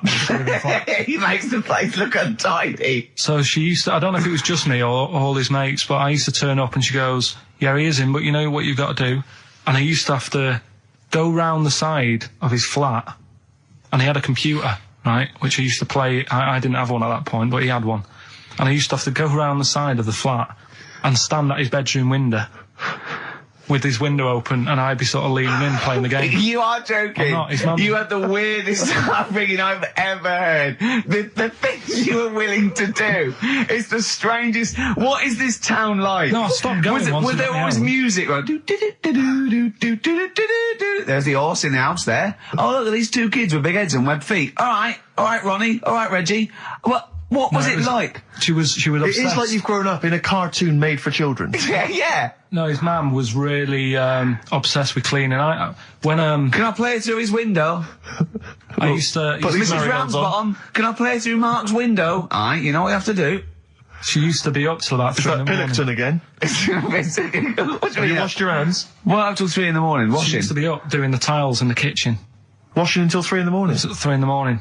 And for ages and ages, that saying that out on the tiles, I used to think that came from, like, his mum. Because she was out, like, cleaning them late. So, till I was about 13, I thought that saying, out late on the tiles, Yeah.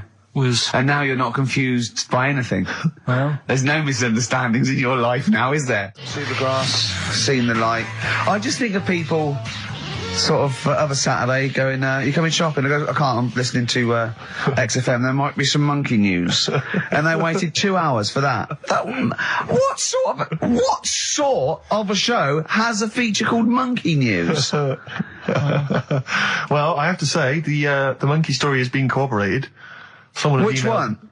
Well, this one, it says, police in Britain this week are on the lookout for a very different kind of burglar. A chimpanzee who has been sighted breaking into a house in Hackney, stealing a mobile phone and leaving. The chimp is also the prime suspect in a break and entry in a nearby house where part of a radio was taken.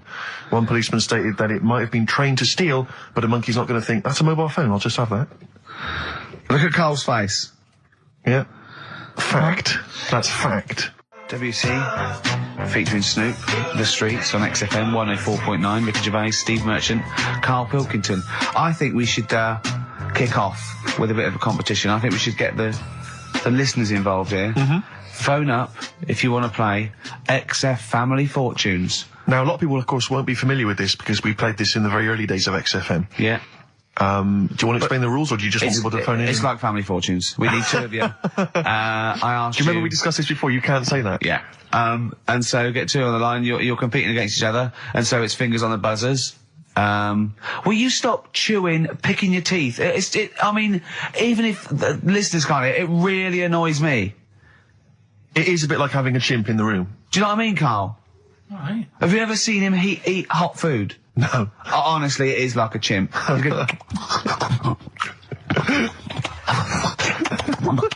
what are you doing? What? Just get... Oh, God. Or like the Cookie Monster. Yeah. Oh, God. I'm never annoying, Karl, so why are you? Do you know what I mean, Steve? You're so annoying. I'd say, have you been with him for trying to have lunch with Ricky? Yeah. It's the hardest thing possible. Yeah. You wander around for hours. It's sort of a combination. It used to be bad even before he was a celebrity because he has a tolerance level. It's extraordinary. I mean, he is irritated by a car honking its horn in the street. He's like, I can't believe it. Let's go in here. I'm so angry. He gets annoyed by police sirens, by rain, wind, birds in the air, other people in the streets. They're the most annoying. Children particularly, whether they're in a school playground we happen to be walking past, whether they're on TV. It's just noise that isn't mine. Well, I know, but this is the thing. You are the most irritating man I've ever met, without a shadow of a doubt. I mean, you know that, Karl, don't you? I mean, noises he makes. It's extraordinary. I mean, I've been editing some behind-the-scenes footage we shot of making the second series of The Office. It's extraordinary. I've had to cut sequences out involving Ricky because they'll just think he's a gibber, just think he's an idiot, like some kind of puppet that the rest of us are controlling, because he's shouting, he's whistling, he's honking, he's making noises, he's dancing around. It's extraordinary. And if you're out trying to find somewhere to eat with him, all these irritants, all these annoyances, and it's, that music's too loud, I don't like that particular song, I'm not going in there, there's more than 8 people in that cafe, I'm not going in there. It's just extraordinary. I think we need a woman. I'm thinking of hiring a woman, like a PA, to just go ahead of us, scout ahead of us, go in, and she can just phone back and say, oh, sexist. Oh. Or a guy. Oh, that's or a fella. Oh, sexist. Or a fella. Just to scout ahead. Oh, I'm phone thinking back. of hiring a woman, subservient role. We couldn't hire him. Oh, no. Oh, sexist. Well, that or a chance to meet a woman.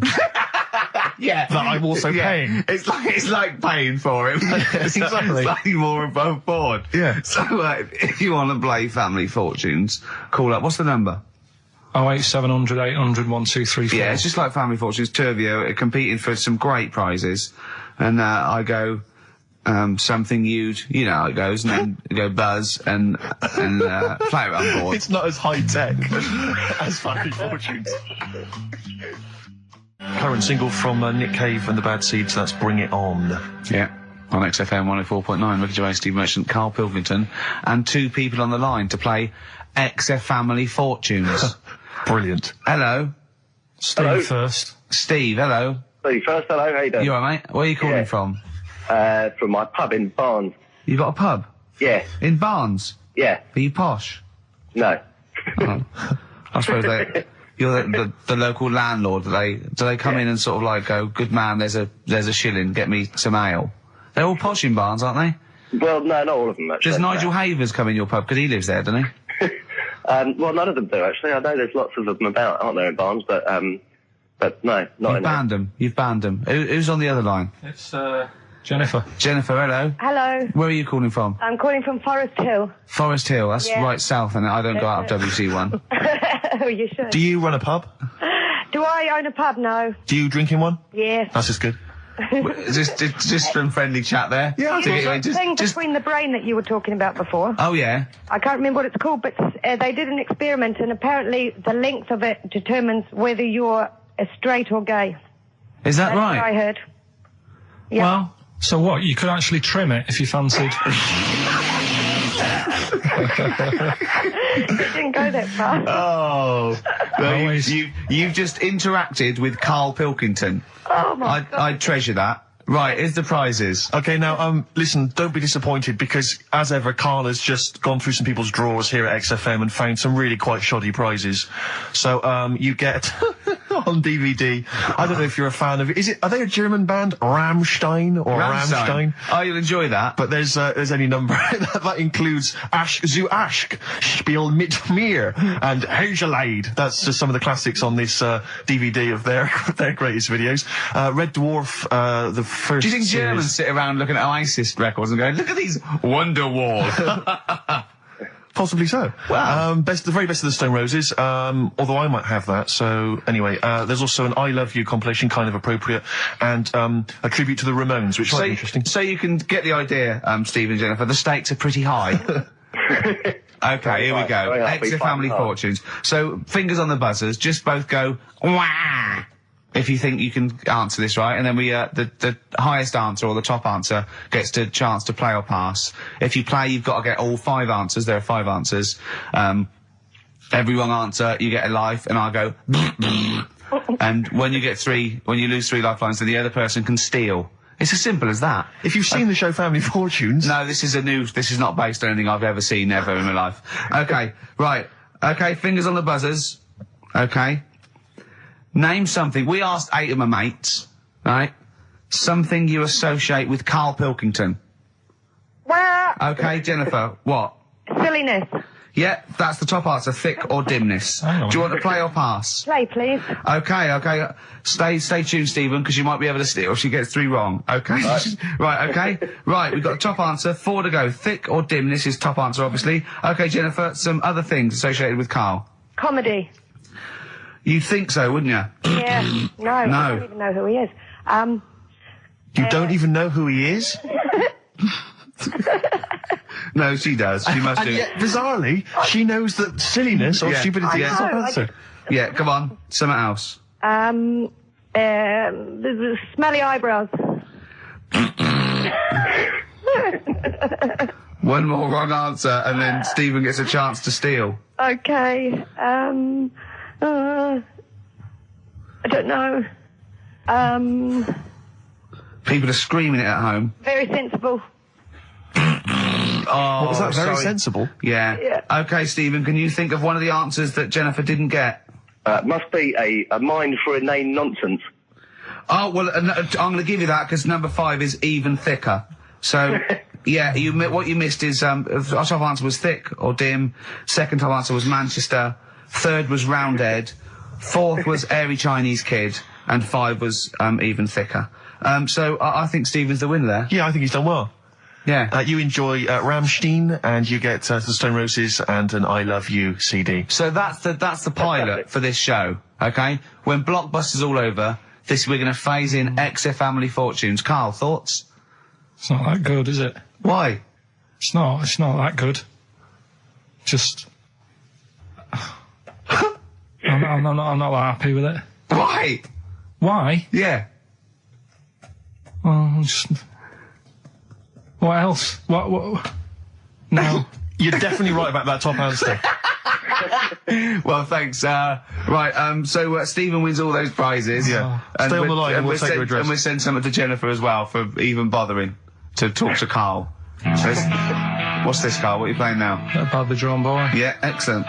When are we doing Rockbusters then? Later. Can I just, sometimes I get told off by Karl. He gets a little bit sulky if I slag off the prizes that he sources for each competition. This is from Rob in Croydon. He's a former winner of Rockbusters. Yeah. He said he didn't even know what the prizes were going to be when he entered. He won, and sure enough, for one night only, he was a hero.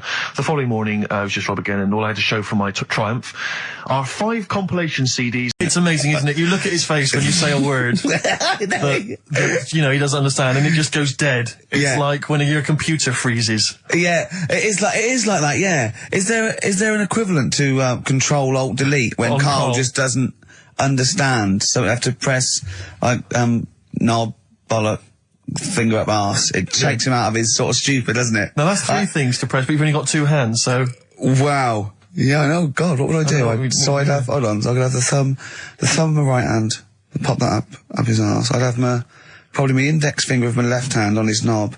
How would I press his testicles? What would I use? I'd have to use some other part. Shall we try it? Yeah, let's go around there. Let's have out. Look, come on. What? Sit I down. just think it's time you have a little kiss. You've done so well. I've already had a little. What happened, Karl? He loves it. I'm just going to give you a little kiss. Just for the webcam. Right, hurry up then. All right, on the lips. No. Come on. Oh, God. I love it because he hates it so much. You wouldn't get that radio on. But maybe I could have kissed Chris Moyles. What? I could have kissed Chris Moyles on Radio 1. Milesy. Give Milesy a little kiss for all his good work. Do you enjoy that?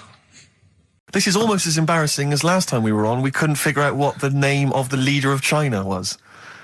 Was it the King of China? The Prince of China? This is when we were trying to imagine what it'd be like if all the Chinese people at once jumped up and down and made a big tidal wave. But if you do know what the name of the leader of China is, we don't mean the name of the particular person in charge, but if it's a king of China, the emperor of China, the chancellor of China, the prime minister of China, isn't it?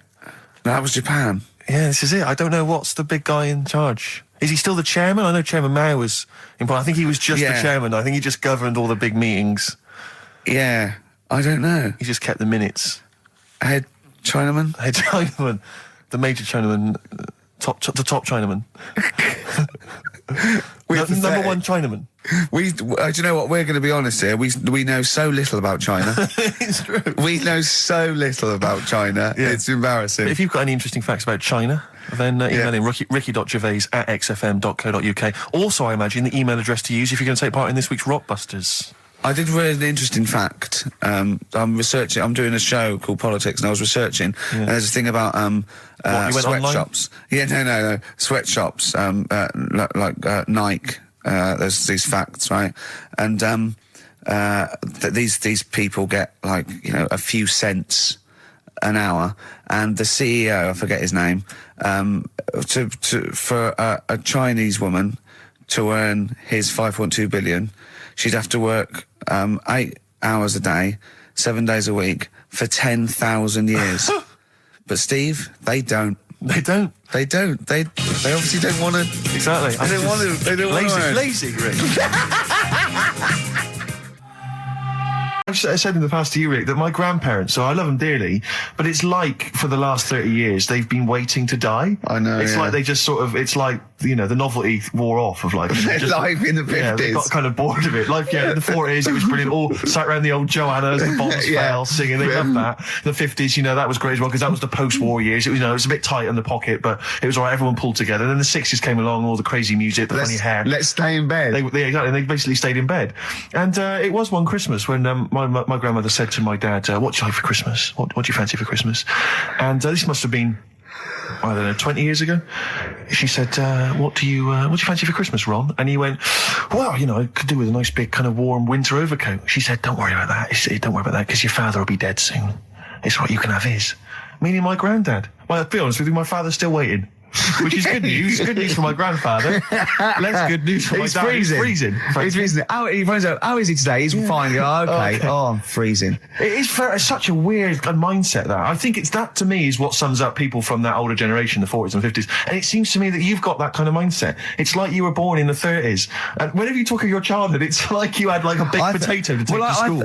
And a hoop and a stick is a Christmas The other thing is, I think that that sort of generation, it seems that the man is dependent on the woman. There's a total dependence. Oh, absolutely, If she dies, he's done. Yes. He's done for. He'd just pine away. If he dies, she's got 30 years of pottering. Absolutely, yeah. Do you know what I mean? Yeah, and going to, like, you know, the youth club and the church. I know what you mean, yeah. It's sort of like that. It's sad. Of course, it's sad for them, but it's sort of not the end of their life. No, sure. And it sort of is the other way around. I don't know why that is. Yeah. It's terrible. That's a little melancholy thought for I know, Christmas I've really time. you brought it down, you've brought it down, I've brought it. This isn't a nice show at all, this is terrible. Well, We're going to have really people just killing themselves. What?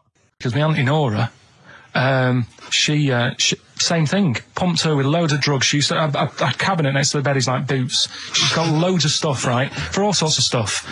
And I mean, she's not that old, but she's on loads of stuff, right? She's a bit coked up, is she? She called up my mum once. And, how old is this? Go on, tell it again. And she said, "Oh, how are you doing?" And that. She's all right. Bit worried though. My mum said, "Why? What's up?" She said, "I've been breaking wind." So she goes, "Well, you know." She says, "No, but this one is going on and on and on." And she was like, she was like, what do you say? What's like passing wind, farting for 5 minutes. one thing, not like, you know, trumping and then nothing. Yeah. Continuous Drone of a fart. Yeah. I don't think she had. How big was she? She must be the size of a barn. No, she's not that big. She's good for her age. No, but I mean, quite slim. No, It's but just- fine for 5 minutes. Where's all the gas? Was she circular breathing? Was she sucking it in with her mouth? It was just, I don't know that much about it. But she called up my mum.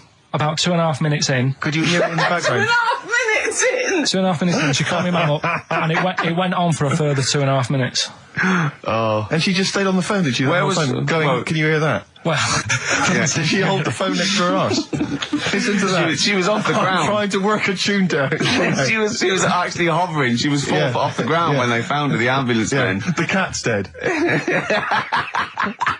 Don't light a match! Don't light that cigarette! Yeah, it's like that advert. The kids come home from school, switch on the light. Yeah. Then they see Granny hovering, turn the light on. Be careful if you have an elderly woman at home. Yeah. Drugs make you fart. so that's what I'm saying, you know, just let these people... What are you saying? No, wait a minute, what are you saying? I'm saying let people enjoy the life they've got left. No, you're not. You're saying don't put them in hospital, leave them at home to die. No, I'm not. Give them a Rubik's Cube and let them die. I'll tell That's what you you're saying. Yeah, I'll tell you something now, right? Steve, I'll tell you something. I didn't want to do it because it brings the show down. But she did die. Who, the blue-handed lady? Yeah. How do you know? Because I said to my dad, how's the woman next door? She said, oh, she went last night. They've got an old fella in there now. God. So, there you go. So, wouldn't it have been better to leave her at home where her friends and family can call and speak to her, even nip that round if they want, you know, with a cat, I imagine. No, it's definitely a cat now. What was that cat's called that you imagine? Probably, I'm seeing like a big ginger one, so I don't know, something like, I don't know, maybe ginger or whatever. Maybe I had a budgie. But that's what I'm saying, just let them enjoy this life, because dying in hospital, I wouldn't like to do it. If I went to the doctors and they said, you haven't got long life left, I'd say, well, I'll stay at home. Yeah. And that's the point I'm getting at. But I have to say, they wind me up. By they, you mean toilet attendants? Yes. Right. Yeah, not Pop Idol winners. That's what I thought you meant. Yeah. So, go on. But, because I'll tell you what it is, you go into a club or pubs or big friendly pubs, you go in there, and there's the toilet attendant in there. He's got his little display of aftershaves, sprays, some sweets maybe, Blue straw whatever it might. Yeah, maybe a lollipop. Maybe a lollipop. And all right, I don't know if I assume they're not employed by the club. I'm assuming the club's got we've got the DJ, we've got the bar staff. Wait a minute, we need a guy to irritate people. When the manager walks in, do they hide? Well, this is it. I don't know if it's a guy who's just like. Is it like busking? Yeah, he snuck in. Okay. He came in when it was free during happy hour. He's got a little bag, carrier bag. He snuck in the toilet. But the thing is, it's the fact that toilet attendants, fair enough. I mean, I'm happy if a toilet attendant sneaks in under cover of darkness, cleans it for me, and then shoots off. But it's when I have to see them there. I feel guilty because it's like, I maybe wash my hands, I'll forget he's there. He'll hand me a paper towel. Suddenly I've got to tip him like a quid or something. It annoys me because I wash my hands at all. I don't usually wash my hands. I sometimes don't even bother getting my knob out. I do it while I stand and change my trousers when I get home. Exactly. So it annoys me I have to go through this charade of getting it out, slushing out of it, shaking it dry, and then washing my hands. See, if he did any of those elements, I'd tip him a quid, yeah. Pop it out. But not to hand me a paper towel and get it myself. And it's just guilt. And sometimes I'll hold it in because I'm nervous I don't want to go back in there. What annoys me is like a posh award ceremony, it's a pound a piss. It is a pound a piss. Do you know what I mean? So, or in a top hotel or something. Yeah. It's absurd. And I'll tell you what's worse than that. I know that he's doing it because he's got to feed his kids, but it's the fact that I've got to look him in the eye. You know, it's like he's humanised. You know, if he was only dehumanised, Rick. Yeah. If I could see him and I didn't think he was a human being, I wouldn't feel guilty. If he could sort of hide under the urinal, perhaps, or if he could hide underneath the sink. Like thing from the Adams, like he just puts out, he just pop a hand out, doesn't say anything, just hands me the paper so you don't even see, like, you know, hand go, and then I'd put a pound in, I'd take the thing, put a pound in, nick a lollipop and run away.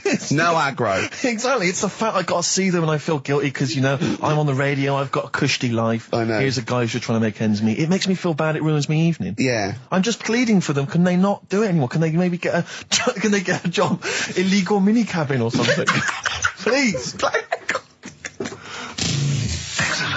It's 10 past, isn't it? We haven't done a little bit of knob news. No, right? We haven't done knob news, no. But it's been 3 months. It's been 3 months coming. There's this thing. I don't know the full story. I don't know how it happened, right? But little Russian fella. Yeah. He was sort of having sort of emptying his bladder, right? And somehow electrocuted himself. Right. And sort of did a bit of damage. How did he smashed onto some live wires or something? Something like that. So did anyway, it damage to himself or to an electric fire or something? No, to himself. To himself. Yeah. And so the doctor didn't slip and curling tongs went up his arse when he was pissed, because that's happened a lot in we've hospitals. We've all shoved the old curling tongs up the arse when having a piss. Right. So I can't even be bothered. No, go on, we're interested. We're interested. Well, come on, we're interested. Don't You can't be bothered. You get Mondays off. Do some work. All right, so anyway, the doctor says, it's not looking good, we'll have to take that off. What? And he's like, a novectomy? Yeah. Really? But the funny thing is, right? Nothing funny about that. They've done, you're doing me head in. Just tell the story. Just doing me head in. Oh, you can chill out on Monday. I've only got 15 minutes, but I'm going to talk to you every Saturday. I'm going to get the money's worth out of this, because you get Mondays off. And I can't bear the fact someone getting away with something like that, because it's terrible. So you're going to stick this out, or you're going to have to work Mondays. So take it on the chin, right? Okay. Just finish the story. Yes. I command you. Just do it. Anyway, so he said, you know, will you be able to sort me a little knob out? A prosthetic cock, yeah. But they put him out for the operation. Yeah. He woke up. Yeah. Right, and he's thinking, thank God that's over and done with. Yeah. They've only grown it on his arm. What are you talking about? You twat. Shut the you're an idiot. What do you mean they've grown it on his arm? Apparently, like, that's the way they do it. Oh, yeah, but to then put it on, that wasn't a mistake. It wasn't doctor going, did it go there? Some bloke I didn't do a degree. Are you a real doctor? Yeah, yeah. No, but why put it there? Because it's got to grow, it's got a graft there, so they can control it. To skin tissue. But on your arm. Well, but they're going to remove it from the arm itself. What do you mean on the back? On your back? Somewhere, well, we can't wear a t-shirt. Yeah, but you could ridiculous. He's in hospital. But this way you can still have a little tug, can't he? But they'll leave it there for quite a bit. It's not... Do you know what I mean? It's not going to be like, it's just there for a few days. Yeah. It's there for a bit. That's not good, is it? So he's got a cock on his arm? Yeah, what's up with that? What do you mean, what's up with that? Well, I mean, we could say it's a thumb or something, couldn't he? Yeah. But they remove it. Be good for hitching. If you had a knob instead of a thumb and you went hitchhiking, just tickle it, and they can see it like a mile down the road, couldn't they? Posting. Yeah. If I'd lost my knob, I'd go, I'm not going to have all that stuff. Just whack a pair of tits on me. Do you know what I mean? I think, just forget it. But why not just put it where it should be straight away instead of messing about? Where should it be straight away? You know. On the forehead. Listen, are we doing a competition? Let's play a tune. Come on, Carl, you can't be bothered. Right, okay, we're going to scrap this and you're going to work Mondays again. I was on the tube the other day, Rick. Sure. I was just coming into Finchley Road. Yeah. And I was on the train. I know you don't travel on the tube anymore. No. You're too famous. But I never did. No, fair enough. It's not that I don't really recognise. It's just that it's beneath me. Fair enough. And they're on the tube in each carriage on these newer ones. There are kind of these flaps that are normally locked closed, and there was one of them that's swinging open. And inside there were various buttons like on, off, self-destruct, whatever. But seriously, like doors operating. Train quicker. Exactly. And you were thinking, like, you don't want some, kind of oik, sort of fiddling around pressing buttons and stuff. It could be quite dangerous. Yeah. So I got off of Finchley Road and I thought, I'll be a good commuter. I'll mention this to the staff. And they'll probably, they'll thank me for it. And if it's an attractive young staff member, they never are on the tube. Have you ever seen an attractive member of staff at a tube station? Oh, come on, steady. They are such freaks. I know that's the pot kettle black. They're all from Devon, apparently. They're grotesque people, really. All right, steady on. And so anyway, I went up to this guy. I thought the uniforms don't help, though, do they? They don't. It's pretty grim. And so I went up to this guy. I said to him, "Excuse me, I was just on a train there, and there was a flap open. I could see all these buttons and things." He went, "Right." I was like, "Yeah, well, I just think, it might be, wandering hands, a small child or something." Yeah. Right. Small child. He went, "What carriage was it?" I said, "Well, I don't really know what carriage it was. I just, maybe at the next stop someone should come and check." He went, "Well, how are they going to check if they don't know what carriage it's in?" And at that point, I just wanted to smack him in the face. I just thought, I'm in a hurry. I've got no reason. There's no gain for me about telling this. It's not going to help me out in any way, not financially, nothing. I'm just trying to help you out, and that's your attitude. And I was absolutely livid. I'm getting so intolerant in my old age. I won't. What about the fact that the world's tallest man is living in a semi in Neasden? It's alright, isn't it? Something that someone told me in the week is that, do you know all these tall people like this guy? Yeah. Which is a bit weird they've only just found him, considering he's the tallest man. I mean, that's a bit weird. Yeah. Someone told me that, do you know the guy who was in James Bond, the big bloke? Yes. Jaws. He's got the same illness as this bloke. Right. And what it is... It's called tall. It's something about... You're suffering from tall. You've got a small tumour or something just behind this part of your head. Yes. Oh, yeah. Just sort of in the middle of your eyes. Yeah. And the pressure on that makes you grow really tall or something. Yeah. So he needs to get it sorted. That's your advice to him. Yeah. Get it sorted. Okay, very finally, Karl, this is important. This is just projecting into the future. Get it sorted. Just projecting into the future now, K-Man. Steve, have you seen that man in a jar without a brain? Sorry, is that something? Is that a product you can buy in like Sainsbury's? Is it a dream you had yesterday? And you wondered if you could. Yes, hello. Could you make my dream into reality, please? Oh, we can't actually, sir. In plastic would be good. Sorry, what do you mean? In the future, you'll be able to download your dreams and then just act them out again, probably in the year 2000 or something. Soothsayer. No, there's some museum somewhere. Yeah. That's got this little fella who was born without a brain, and he's in a jar, and it's just that he's got a really round head. Right. And when I saw this picture, I thought, God, it just reminded me of this little fella in a jar. Oh, and what do you mean he's born without a brain? He was born without a brain. So it's a baby? It's not a little fella.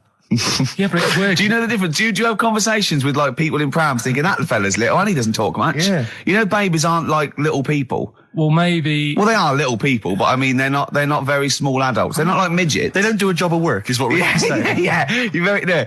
What do you mean? I didn't read about it, I just saw the picture. And this is where you're going wrong, Karl. This is always your mistake. You see the picture, you don't read the little caption. But what do you mean? How do you think... guess at what you think the meaning is. But how did you know he didn't have a brain? He said something like the brainless man. Yeah, but people say that about you. It doesn't mean you haven't got a spinal cord. I bet somebody's seen it and knows what I mean. It's a famous picture. Right, call in 08700 800 1234. Once again, you win a prize if you can tell us what Karl is talking about. Just in general. It's an ongoing competition. We're trying to find some CDs to anyone who knows what Karl is talking about. Same thing happened when I was at school and I had to play drums in Little Donkey. I didn't tell my parents, right? But my dad turned up anyway. And what happened? He How old were you, Karl? Well, it was the school that I used to go to. Oh yeah. You went. Well, you used to go to the school you used to go to. No, but what I mean is, I didn't go to secondary, did I? So I missed a lot of that. Sure. But primary, I liked. Oh, it was all colouring in and stuff. Yep. And it was a Christmas play, and I managed to get a part in it. And, Did you audition? got a part in it, and I should have been playing the drums to the one about Kings. We Three Kings. Yeah. I was meant to be doing that, but Little Donkey came on, and it was one of the. What do you mean came on? That was like next up on the next song. Right. And it's one of them songs that you can't help sort of tapping along to. Yeah. Do you know like if I was to go yeah, you'd have to finish it with. Yeah. Do you know that they actually send that into space? Do they? And what, hoping that aliens will respond with that? Yeah. They do that because apparently it is one of them things that you can't help. What, even if you're an alien life form? Yeah. They know that, do they? Yeah. But anyway, what, because they watch Star Trek or something? Hello. Knock knock. Yeah.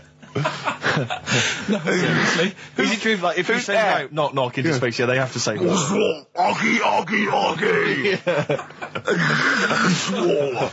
Oh, that is great. Seriously.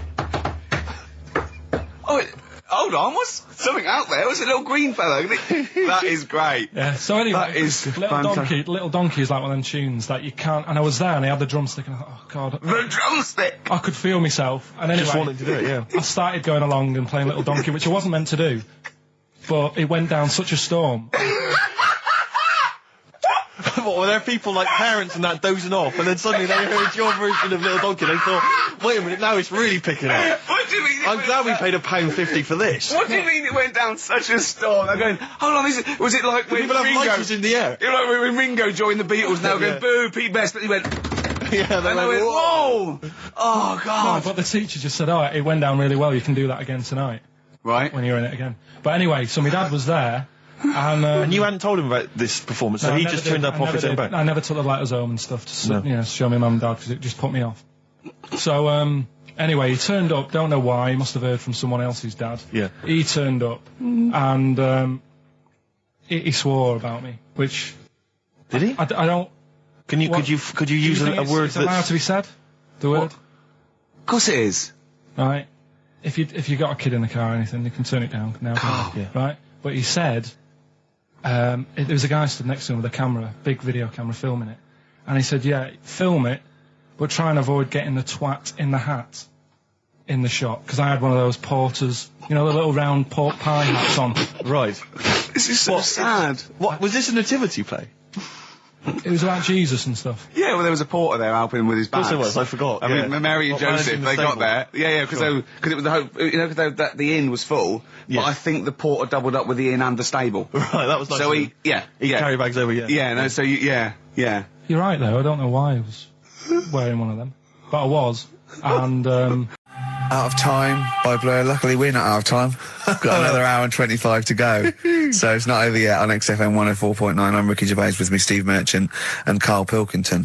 We've had quite a lot of emails, as ever, Rick. I should just say, because you know we're very lazy. It's a much listened to show. We're very lazy people, and we rarely reply or read out the emails, but we do... I never read the emails. Absolutely so never I rely... If I haven't replied to them, or my mail, Steve opens my mail and reads my emails. So if I haven't replied, it's just because he hasn't passed it on to me. Yeah. Okay. But I haven't passed it on to you because I know you'll never reply. Sure. So, you know, I'm just cutting out that. But just want to say thanks for the emails. We do read some of them, and we do appreciate the fact people send in jokes. I appreciate it. I love it. But... As long as I don't have to do anything towards it. Sure, we had an email from Jack. He just said he missed the last 2 weeks' shows. Has he missed anything? Not really. No, it's the same stuff. Same I think last week Karl was having a go at Chinese people not aging well. He had a go at the gays, and he came up with a ludicrous story about a monkey that was impossible. Yeah, exactly. So I don't think Jack's missed much. No. Go on. No. We've just had an email from the Pringles people. Oh, right. Good, because it's finally started to happen. I hear these stories about people getting given cars and Armani suits and trips abroad, and we haven't had no, but finally people are starting to, you know, realise what we're doing, our impact on society, and we've got a whole box of Pringles sent to us. Not on those little tubes, the proper tubes, the foot-long tubes. Yeah. So... you know, and what have they said? Well, the Pringles guys want them back. No, they've said they like the show, and if you want more Pringles, give them a call and they'll send you more Pringles. I want more Pringles. Yeah. I bloody love Pringles. Yeah. Pringles are... The thing about Pringles is, they're Moorish, right? Yeah. But how would I put it? You know the sort of thing when I open them, and by that when I pop, right? Yeah, I have to eat the. Well, okay, how can I put this? When I pop, I can't stop. What do you mean? I don't... Well, when I pop them open, I can't stop eating them open. Right, when you pop, you can't stop. Yeah. Yeah. I think that's because of the chemicals. I think that might be the reason. But they're good chemicals. They're good chemicals. They're the best chemicals. Pringle chemicals. They're not bad chemicals. Lovely. Like using chemical so warfare. yes, I want some more Pringles. Bob Dylan, It's All Over Now, Baby Blue from 1960-something. Bit of trivia for you, Steve. Go on. That is the last record we ever played on the old XFM before we were fired. I bet that was a moving moment for about 8 people. I just thought of something. You know that thing we did about, they said that we just cared about the money, selling it to America? Yeah. If we cared about money, would we be here now? Do you know what I mean? I know. I think this proves that we don't do things for the money. Exactly. Jesus. All right, Karl? Couple of emails. Monkey Matt's emailed us.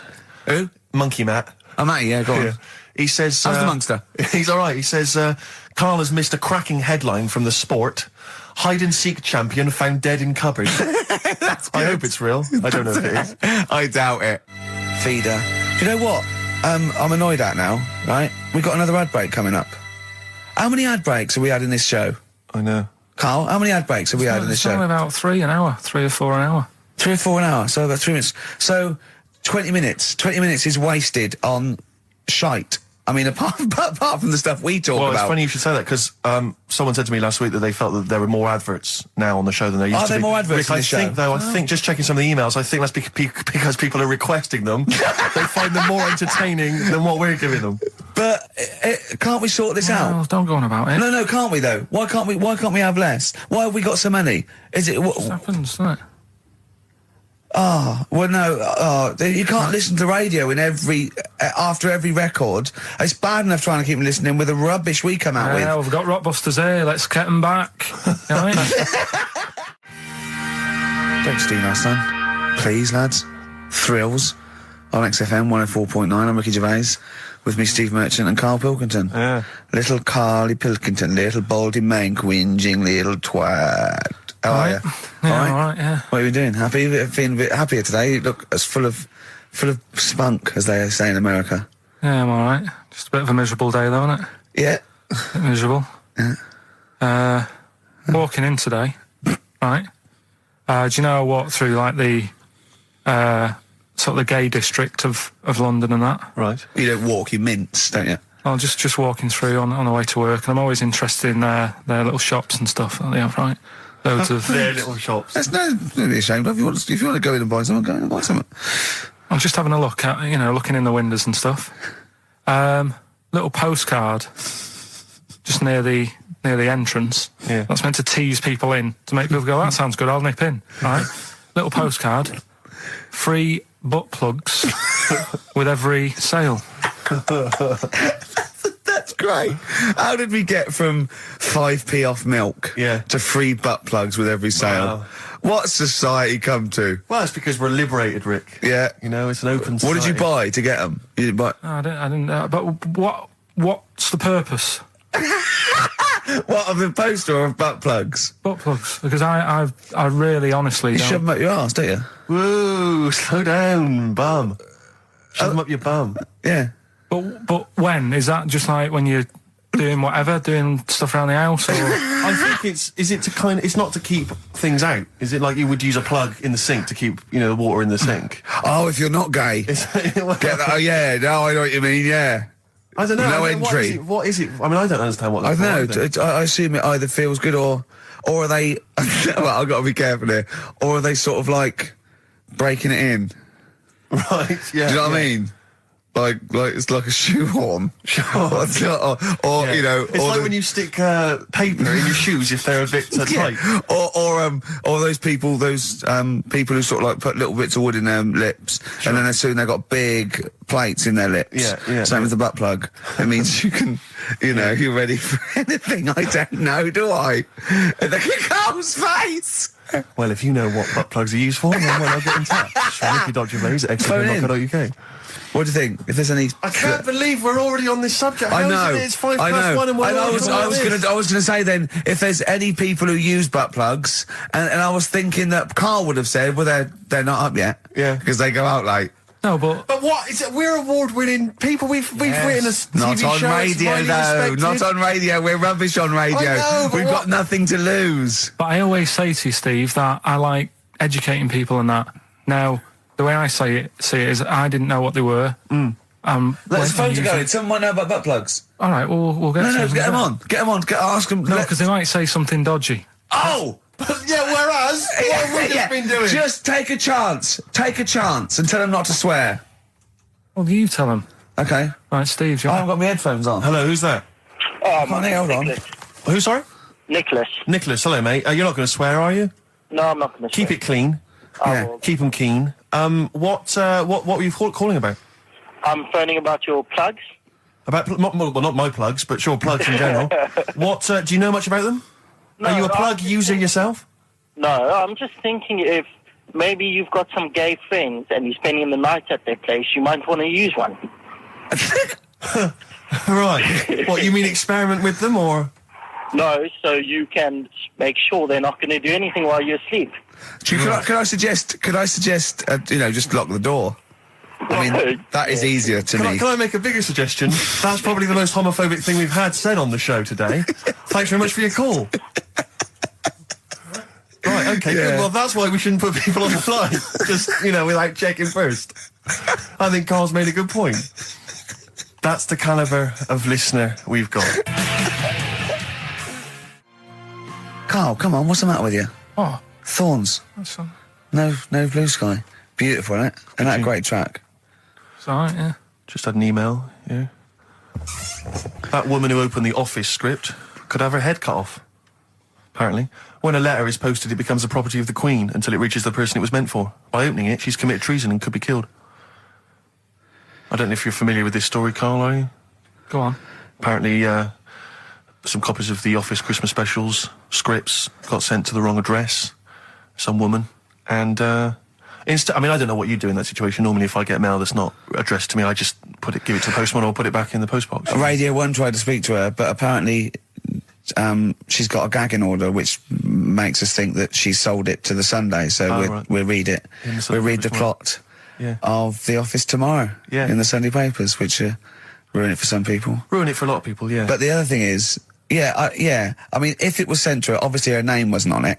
If that's true, in which case, I think that's quite a serious offence, isn't it? I would hope so. I mean, I would hope that, if I sent something in an envelope, it was... But the BBC, the BBC thinks that because the person they said it was meant to be sent to got his, he thinks maybe that's an excuse. Maybe someone gave her the script and said, don't say it came from me. Yeah. So... I don't know, maybe she's protected someone, I don't know. Yeah, well, if that is well, either way, don't sell it to a newspaper. Well, It's just the kind of mercenary nature of it that I loathe, It's the fact that it's only just now makes me wonder if she had it there lying around in her house and someone said to her, well, why don't you go to the papers? Yeah. Try and flog it. But I just don't think she's going to get a lot for it, because people are going to see it soon. It's not like it's the Hitler Diaries.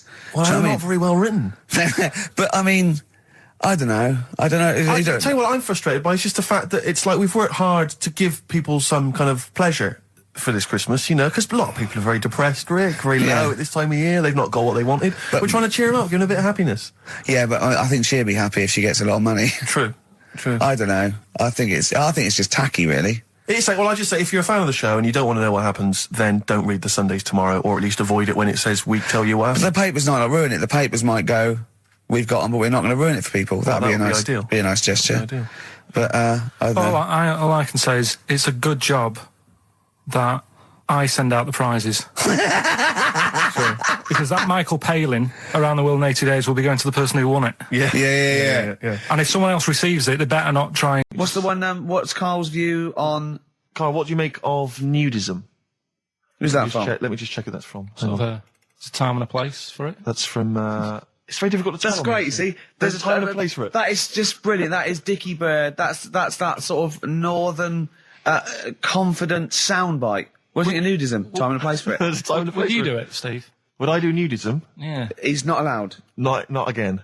No, yeah. It's not nice, is it, really? No, it's not with Steve. He's not allowed on any National Trust land doing it because he's caused the death of millions of starlings. That's true. There was something on BBC Choice the other night. It's a really short show. I haven't seen it before. Like an odd It's not a bloke eating cup of soup and then another short show, like maybe someone cleaning their teeth with Colgate, and then the really short show. What was it called? No, what it was about this old fella who he's into nudism, and he was saying he's done all right. Does he play volleyball a lot? He said he's done all right out of it because there's not many blokes who are willing to go nude for modelling and that, and he's about 70, so it's not. Is there much cry for that, do you think? Is there much demand for a 70-year-old nude? He's doing all right for it. Sure. Good luck. And the odd thing was, you see, he had a corkscrew penis. He was just like walking around on a main road in like a seaside town. And Right. yeah, and cars would... See, that's not nudism, is it? That's mental illness. Yeah, he's just a bit div. Yeah. Yeah. So, I tell you, one of your favourite programmes, is it one of your favourite ones, just that one with the hot air balloon? And it's Yeah, adventures. you love that, don't It just you? goes, it's like Oh, in you love Sydney, that. sometimes then it's at a carnival.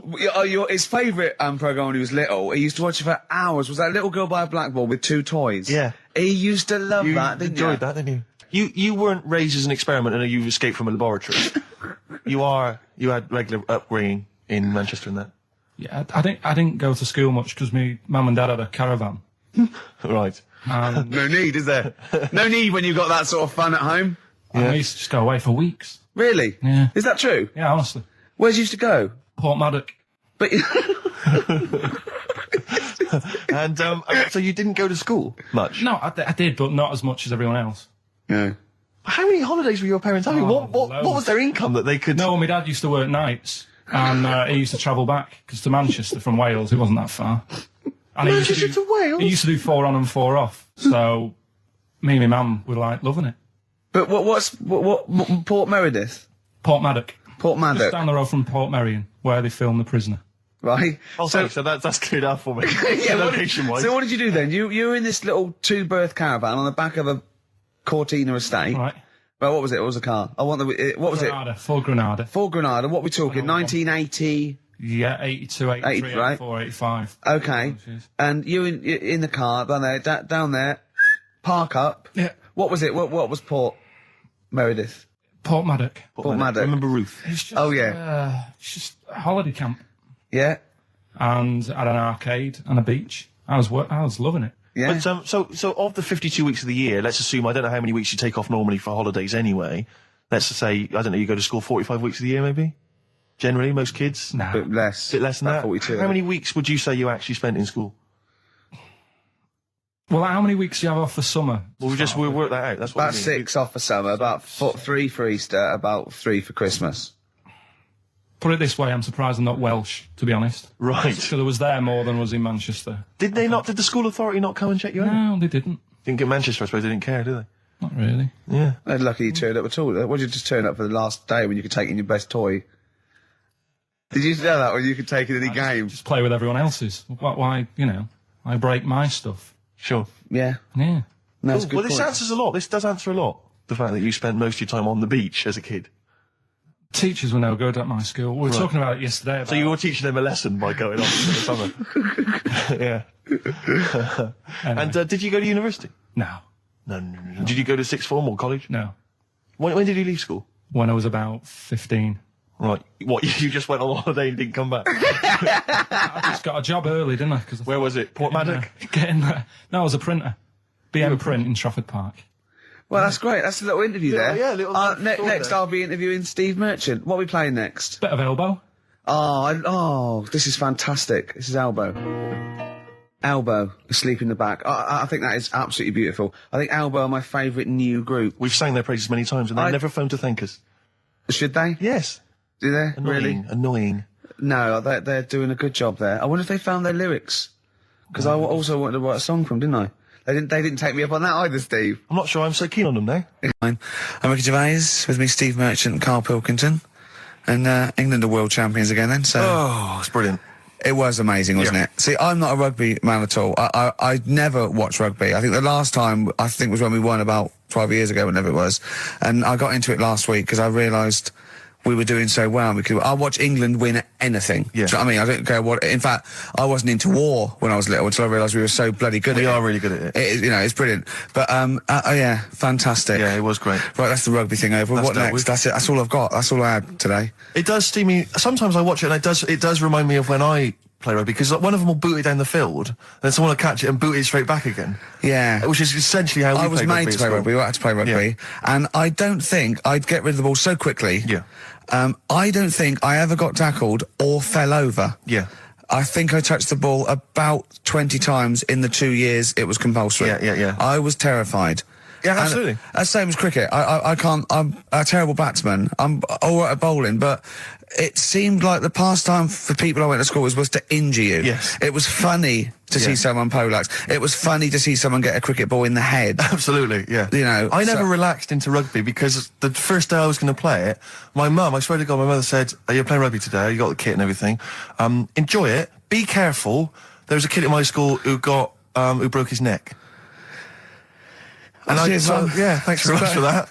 See you later. So we just went to school absolutely Man, one thing, broken neck, is that, or does you get better in a couple of days? No, you can find your wheelchair. No. Enjoy the game, though. Yeah, no, it was absolutely I was just petrified from that day. See, at least American football, you know, got helmets. the helmets. Yeah, but anyway, no injuries, thank God. Thank goodness. So, well, I tried to play rugby, but it's awkward when you've got glasses. I don't know, there's something about you didn't really play with glasses on? Yeah, of course, I couldn't see anything, could I? I couldn't see anything. How else was I going to play? Oh my God! And so you're bound to be cautious, because inevitably you're a bit more cautious when you've got glass next to your face. You were the tallest person on the pitch as well. Yeah. I mean, you were when you were about 14, you were probably 6 foot already, weren't you? Yeah. And everyone else was what, 5'2"? Yeah. So you were towering above them with glasses on. Just with the glasses on. And you've got pretty cool glasses now. You've had a bit of a makeover. It's like Trinity and Suzanne said, first thing to go, the glasses. Sure, sort them out, yeah. Yeah. And presumably you used to have those National Health sort of bottle. Pretty much.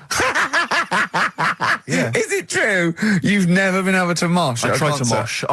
Because I've always watched people stage dive in, moshing at concerts. I've always thought that looks like brilliant. You know, when they ride above like everyone's wave, heads, like they're surfing across someone's heads. And everyone say yeah.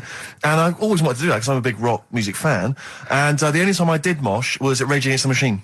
I tried to mosh at Rage Against the Machine. I love the idea of a band called Rage Against the Machine. Yeah. Aimed at a man with glasses who won't mosh. Well, it was at the Reading Festival, and I think the lead singer, I forget his name, he went, can I just remind everyone that racism and fascism are on the rise in Europe again. Let's not let it happen. What did you do? And we all cheered, obviously. I mean, if there's one thing that guarantees a cheer at Reading Festival, it's down with fascism. And what did they do about it after the concert? Went back and... went home and had a cup of tea? Probably, I don't know what they got. Sure. They didn't go to Europe then and try and start... I don't think they got involved politically in Europe. I think they just continued to rage. Against the machine? Yeah, but largely in America, I think. Sure. I tried to mosh, and I got moshing, and glasses flew off. And I remember, because we were playing away, you know, you do what you tell me. And I was just going, careful! I've dropped my glasses. Can we be careful? Loads of kids in hooded tops. Yeah, exactly. Just going mental. Yeah, and they're all jumping up. So can we just calm down for a second? Let's not be silly. Yeah. It was absurd. And I had to kind of, you know, scrabble around on the floor, and thankfully they were okay and they didn't get broken. So what couldn't you do then? What do you mean, what couldn't I do? What, at school? Can you not see without glasses? No. I mean, it's like that you couldn't do anything. It's a blur. Really? It's a blur, definitely. God. Yeah, it's like being kind of punch drunk or whatever. So yeah, you can't play sports when when you've got glasses. But why not contact lenses? Because they're not strong enough. No, they seemed a bit fiddly. No, you're backtracking because now do they listen? Do they listen to the show? They might do. So you know they listen to the show. So once again, you've got an anecdote where the people who you've admitted to not liking to see their baby or care about them are listening to the show. No. Maybe I don't know. Maybe the builder's listening once again. Nice people, I like them. Just sneeze in the chili pot. When the kid's older, I'll go and see them. Just, you know what I mean? When it's got its own little character. As a baby, it could be any baby. Do you know what I mean? It's got nothing to offer me. I know what you mean. It could be a toy baby. But you know what I mean? It could be a bag of sugar. No, I know what you mean, yeah. When it can start talking and, you know. And play around with it. Yeah. It's got good toys and stuff. It's well worth going, but at the moment... Yeah, nothing. I'll see it when it's about 6. He goes, oh, you want to know what? Yeah, brilliant. Put it to bed. Let's have a game of Scrabble. Yeah. Do you know what I mean? Yeah. I think, Rick, I was the subject of a Christmas con in the week. What, you mean you bought something for £4, then saw it for £4, £3.90 as you walked home? That would make me livid. Because I've seen you really livid. I'm absolutely furious. When I bought my PlayStation, I saw I could get it for a £5 cheaper down the road. I was absolutely And fuming. you'd already walked to about 19 places, Oh, God, I remember. yeah. I actually left you after about an hour. Yeah. No, I do. I'm furious because I got to get a bargain. I hate feeling that I'm being ripped off. Yeah. And I'll tell you this, I'm loving online shopping. Oh, the savings I'm making, Rick. Really? It's crazy. Really? Getting 15, 20 quid off some things. Is it really? Oh, amazing. But these things, I might point out, are like Jaguars and Mitsubishi cars. Exactly. Yeah, but it's worth shopping round. No, this was not so much a con. It was a con, but it wasn't so much one of those just a missed bargain. Yeah. Doorbell rings, answer it. It's a couple of girls. They must have been 13 or 14, maybe. Now, I've always had a problem with teenagers. I'm intimidated by teenagers. In case they call you a dork or something. Well, I mean, I told you before, I was walking down the street once, and there's 2 guys coming towards me. I mean, real losers. Do you know what I mean? Glasses, the spots, greasy hair. Do you know, really pathetic. And I was sniggering to myself. I was thinking, look at those losers. And as I passed them, I heard one of them look at me and say to his mate, look at that geek. I was furious. I was thinking, I'm allowed to call you a nerdlinger, but gee, I don't expect it back. I was really furious and upset. And so, as I say, these teenagers are at the door, and they were quite aggressive, quite aggressive girls. And they had a piece of A4 paper, and they went, "We're doing a sponsored thing." Yeah. But I didn't quite catch what it was they were doing that was sponsored. I think they sort of fudged it. They went, "We're doing a sponsor." Oh yeah. And I went, right. And they went, "Do you want to sponsor us?" Boy, they picked on the wrong person. I was a bit intimidated. I don't know why I said no. I was worried maybe it was part of some kind of, hidden camera show, Yeah. And so I said, yeah, all right, I'll sponsor you. So they handed me this form, and I always thought you were supposed to have quite an official-looking form for any sponsorship thing. But this was literally a piece of A4 torn out of a notepad. It was the back of a Gareth Gates poster. Exactly. And, with some blue tack on it. Yeah, well, and I looked at it, and I didn't really absorb it, but it had things like, Mrs. Jones, Mrs. Smith, £5. Yeah. And then no one's actual address, just Finchley Road, nothing too specific. Yeah. So I wrote my name on and put down £3. 'Cause a lot of people were giving fivers, but I thought, I'm not made of money, it's Christmas. I've got to buy gifts and stuff. So I gave him a fiver and asked for change. Yeah. Well, I gave him £3. I said, I'll sponsor you for £3. Best of luck. And they went, can we have the money? And I said, well, aren't you supposed to do the thing? And the woman the girl just looked at me, she just went, no. So I gave her £3. But what difference does it make? Well, I'm assuming, though, that it's not going to any charity. It's no sponsored thing at all. But then I'm not being funny. The charity that it's not going to, you wouldn't have given to it anyway. It's true enough. So all that's happened is you're £3 down. But I'm £3 down. Yeah, but if it would have gone to charity, it'd be £3 down. The fact that it hasn't gone to charity doesn't matter because you wouldn't have given it to charity. Yeah, but if it had gone to charity, Rick, I'd have felt a little bit superior, a little bit smug. That would have kept me going for another 6 months. Whereas now it's just gone to a couple of weeks off the street, who are scamming people, possibly old people, Rick, and that's who I feel sorry for. They've not got a great deal of money. That's why I'm not worried about myself. I've got a bit of cash. What about the old people? Yeah. Although you are £3 down, which probably still hurts, doesn't it? It's still stinging. That's why I just like to tell you now, get off my chest. It's Merry Christmas. Thing, yeah. Just be careful. If you're living up in North London, be careful. There's 2 girls that are going around. I expect, they might come to your door. But they might be wary. Be genuine. No, I don't think so. No. They were common. They were very common. Do you know what I mean? Was the giveaway things like, Santa Claus had given £10, Exactly. Tony Blair had given £1? Yeah. Carl, you're a second-time buyer, aren't you? Yeah. Bought one in Manchester. Lost £7,000 on that one. Well, don't buy in Manchester. No, it's a good flat. It's just it wasn't. I didn't buy it to sort of make money. I thought I was going to be living there all my life, and then a job came up here, and it was like, oh. You bought your first flat in Manchester. You assumed you would be living there for the rest of your life. Well, I wasn't in a rush. Play record. You're an idiot. Hang on a minute. So have you got a property portfolio? Have you got the 2 houses now? No, I've got rid of that one. Oh, you sold that one? Got this flat. £7,000 loss. Got this flat. I'll tell you something that is interesting. Hold on, though. What? £7,000 lost. Yeah. It's a flat in Manchester, but it could only cost about £8,000 anyway. Right, Steve, something they do now, right, they've got to do by law when you're buying, right? I was looking at one in London, right? It's haunted. They've got to tell you now. Right, don't talk shit. I'm telling you now. Play a record. I'm telling you now. Yeah. There's no such thing as ghosts. That is ridiculous if that appears on a legal document. Right, if there's anyone who sells flats and that, does that for a living. Yeah. Right, email in, because I'm telling you now, that is a fact. She sort of dropped it in. She said, I said, oh, you know, nice feel here. And she said, yeah, well, that'll be the ghost. Just dropped it in, that's all they've got to do. And then I was like, what? And they went, oh, yeah. That's all I've got to do, is it? So that's the legal thing. Did you drop it in? So in court you go, did you drop it in? Yeah, I dropped it in. Play a record, you're an idiot. 4.9, I'm Ricky Gervais, with me Steve Merchant and Karl Pilkington. We've had quite a lot of emails, as ever, Rick. I should just say, because, you know, we're very lazy. It's a much listened to show. We're very lazy people, and we rarely reply or read out the emails, but we do... I never read the emails. Absolutely. So I rely, if I haven't replied to them, or my mail, Steve opens my mail and reads my emails. So if I haven't replied, it's just because he hasn't passed it on to me. Yeah. Okay. But I haven't passed it on to you because I know you'll never reply. Sure. So, you know, I'm just cutting out that. But I just want to say thanks for the emails. We do read some of them, and we do appreciate the fact people send in jokes. I appreciate it. I love it. We've had have to do anything towards it. Sure, we had an email from Jack. He just said he missed the last 2 weeks' shows. Has he missed anything? Not really. No, it's the same stuff. Same old I rubbish. think last week Karl was having a go at Chinese people not aging well. He had a go at the gays, and he came up with a ludicrous story about a monkey that was impossible. Yeah, so I don't think Jack's missed much. No. Go on. We've just had an email from the Pringles people. Oh, right. Good, because it's finally started to happen. I hear these stories about people given cars and Armani suits and trips abroad, and we haven't had no, but finally people are starting to, you know, realise what we're doing, our impact on society, and we've got a whole box of Pringles sent to us. Not on those little tubes, the proper tubes, the foot-long tubes. Yeah. So...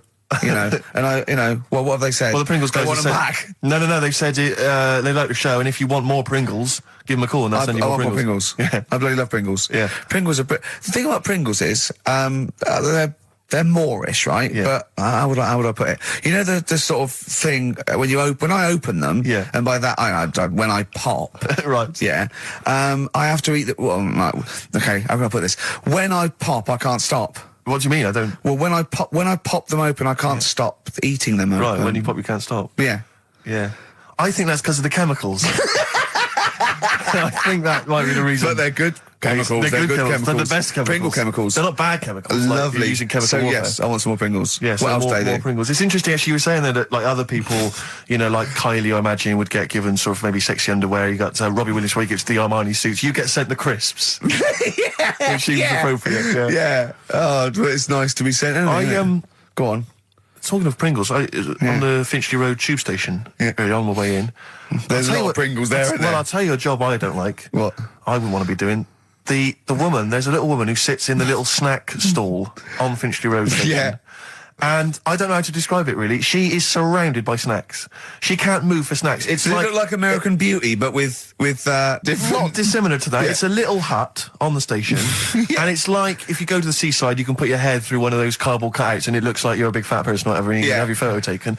It's like an equivalent of that, but it's just snacks everywhere. She's got bananas up to her chin. She's got chocolate coming down to her eyes, crisps either side of her. She can't move. She can't do 360 degrees. She's like packed in there. I don't know how she gets in there. I think they put her in there first, and pour in the bananas. Yeah. And then they go pour in the nuts. She has 2 hours of makeup before they open. Exactly, yeah. Dressing her in there. Because I'll ask for something from the fridge, and she cannot turn her head to see. She has to go by feel alone, just to feel the fridge and get stuff out and pass it. And often I'll say, that's not what I wanted, but she can't. You've got to let her off. It's extraordinary. Dear. But there's no music playing. Does she have to sell her way out of it? Exactly. If it's a slow day, she's stuck there till the next day. Yeah, it's like a world-breaking attempt. Yeah. Oh dear. First Finchley Road. So if you're on Finchley Road or just want to pop down there, have a look at the snack woman, because it is. It's how always does she get refills though? I don't know how it works. I don't know how she goes to the toilet or eats. I don't know what she does. Yeah. But God bless her. That's We've got one more bit left. Brilliant. One more fact. The French, right, when they were at war. David Sharma, I just imagine him just introduced. I think amazing. Which war was this? It was still the World War... One or two. Go on, II. it's 50-50, go on. Yeah. Right, World War II, what the French did, everyone needs a code. Everyone needs a code.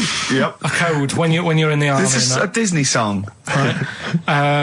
And, you know, to sort of give the go-ahead if you want to go into battle and stuff. Okay. Right? So... everyone needs a code. But the weird thing is... Right, the weird thing is... Do you know what theirs was? Go on. Do you? Yeah, I know what it is. It's So what was weird. the French code? For what? To sort of say, right, yeah, go on. But they had more than one. on this day. But I don't know what day it is. On this day. Oh, what? It's like saying, what am I thinking of? What was the battle? What was the... Okay, so, all right. What? Look at him, look. He's genuinely confused that I've asked this question. Right. It was... No. If you ask me a question, ask me the question correctly. What was the code for battle during what battle? World War II. No, that's not a battle. That's a war. Yeah, it was in a war, yeah. I don't know what to do. He confuses people. Oh. All right, okay, what was it, Carl? What was the code? What was are the you French thinking code? of? Right. John's got a moustache. What are you talking My about? lungs are gonna burst. That was a code that the French used. You know, like, I mean, I just think it's a bit daft, right? Because you could come up with that by mistake. yeah.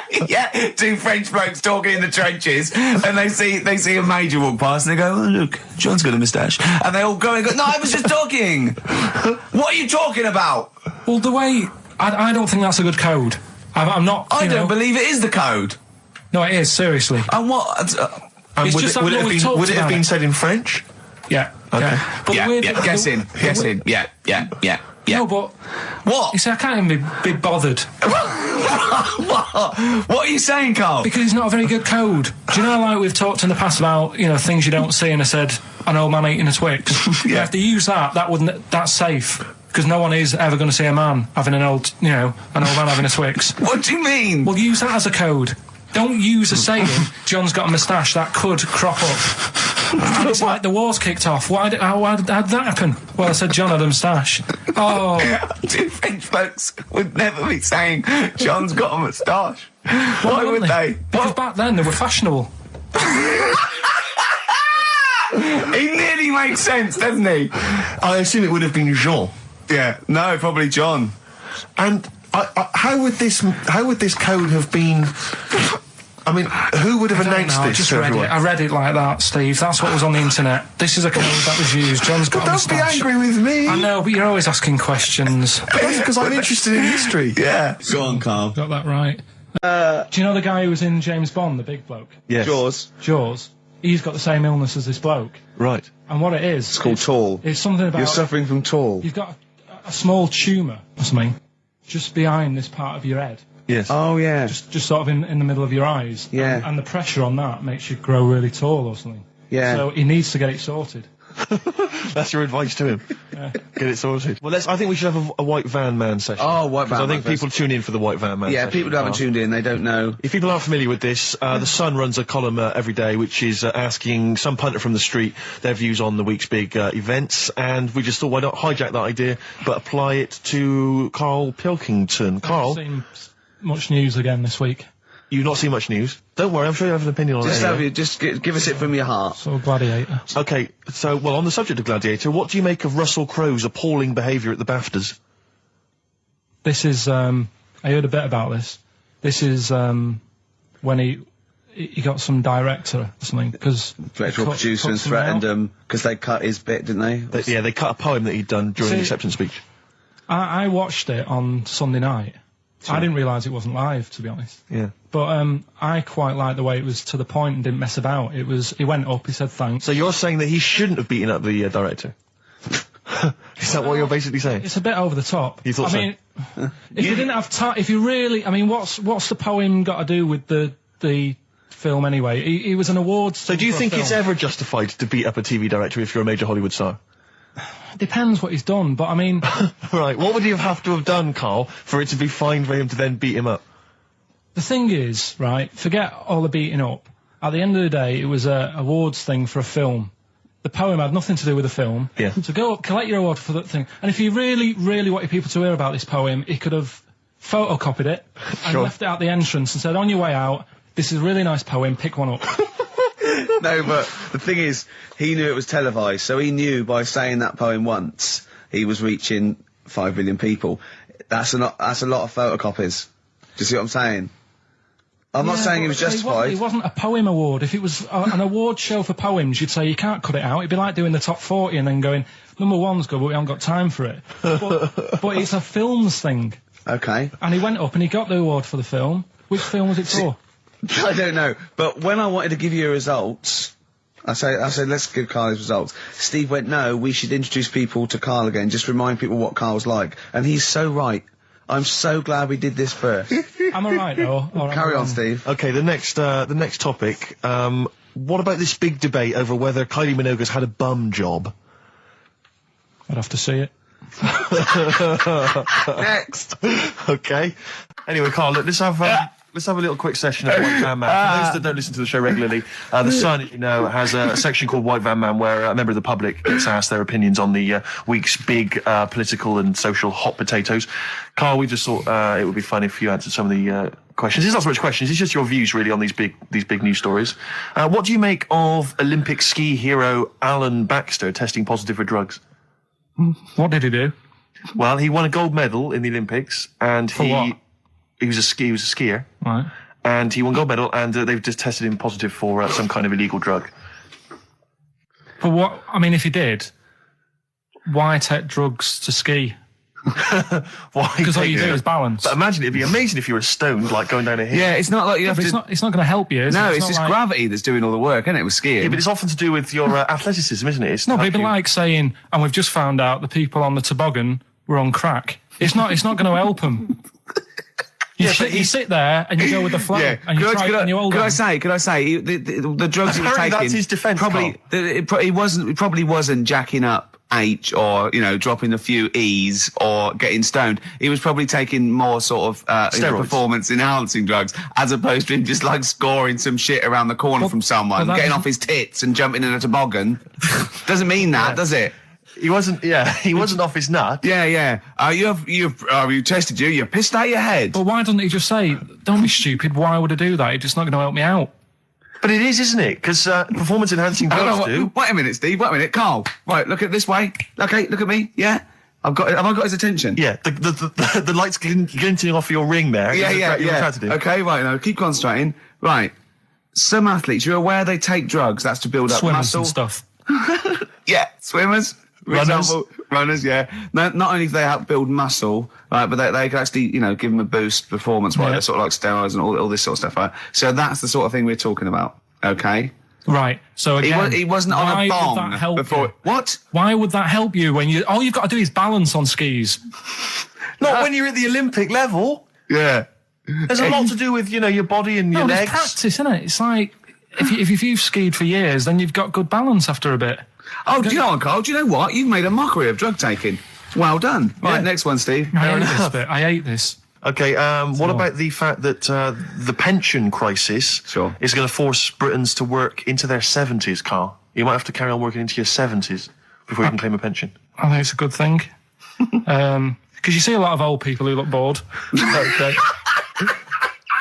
And I honestly think if you keep your brain busy, you'll live longer. Yeah. It's only when you actually shut down, right, that's when your body sort of dies because it doesn't feel it has a purpose. Yeah. It's like if you've got flu, keep going to work. If you have a day off, you just feel worse. You'll mope about at home. Doesn't do you any good. What about where do you draw the line there? What if you say lose a finger? Pop into work? Depends. If you can't concentrate because it's painful. But what if you're a typist? You're not going to type as many words, but you'll do more at work than you would having a day off at home. Sure. Okay. Right. Steve, it's time for... White Van Karl. We should definitely get some jingles. I think the show sort of lacks jingles, I think. Yeah. Noises. Yeah. Funny sound effects. Yeah. Wow. Yeah. What's Mr. Nosy Neighbour interested in? Hello, what's going on here? Oh, we should definitely get some pre-recorded comedy noises, Karl, for next week. That's my job, but unfortunately I'm busy reading about Hitler.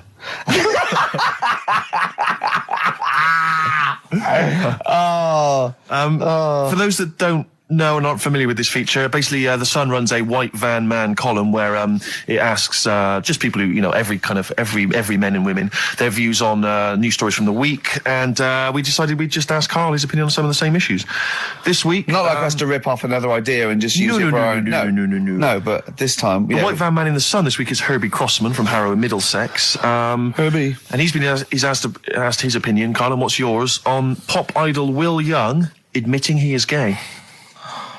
Come on, Karl. I don't understand what the big deal is, to be honest. Okay. No. Talking to different people about it, and they've said, it could affect the sales, girls won't like him anymore, which I think is rubbish. Yeah, because it finished George Michael's career, didn't it? Oh, yeah, and I was thinking when I was growing up, right? And Freddie Mercury. I was into Kim Wilde, right? Sure. Now...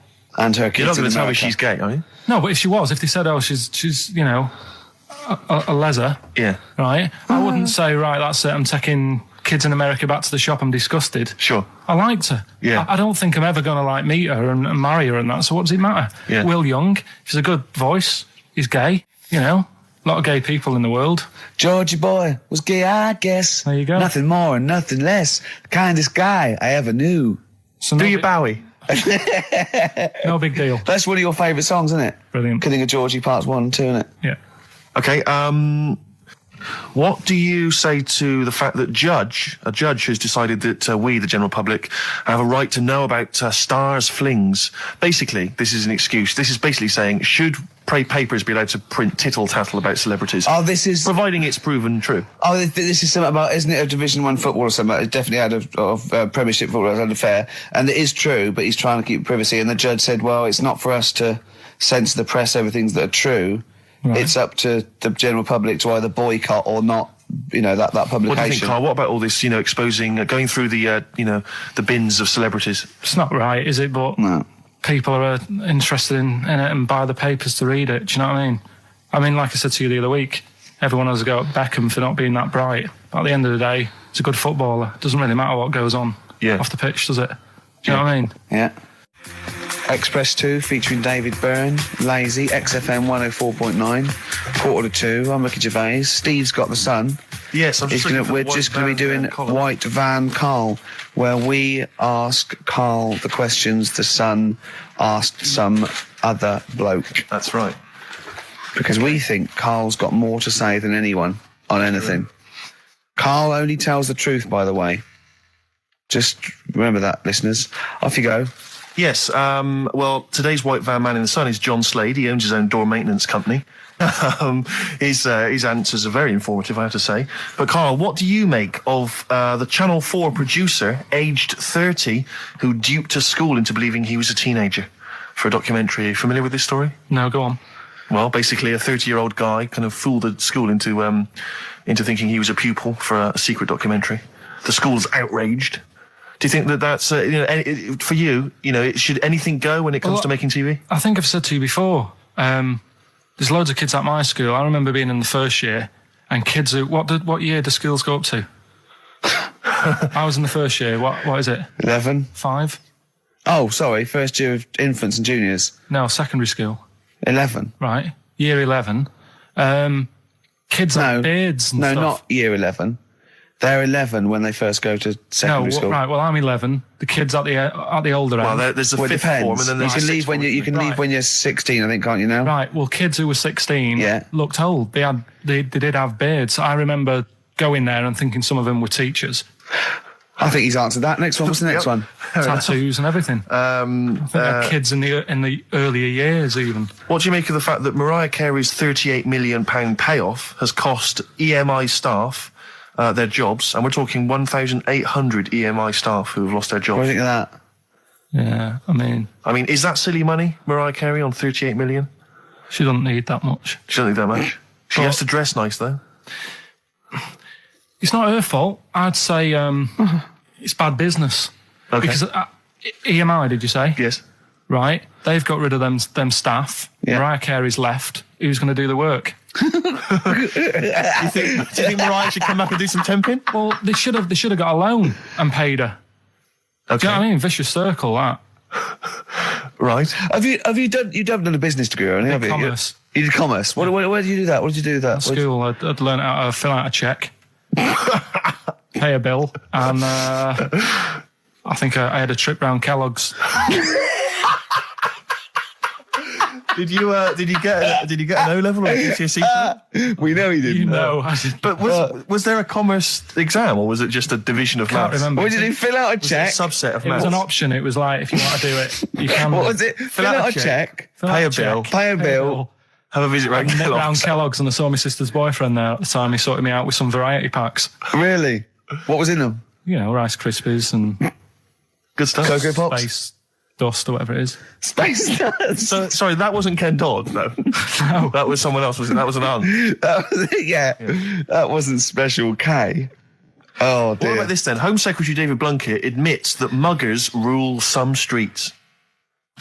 Weird this, because when I was out with you... I don't believe it's going to be weird, whatever you say, Carl. No, when we were in that pub that night and we got talking about muggers and that, the tip is what I tend to do, because I nearly got mugged once.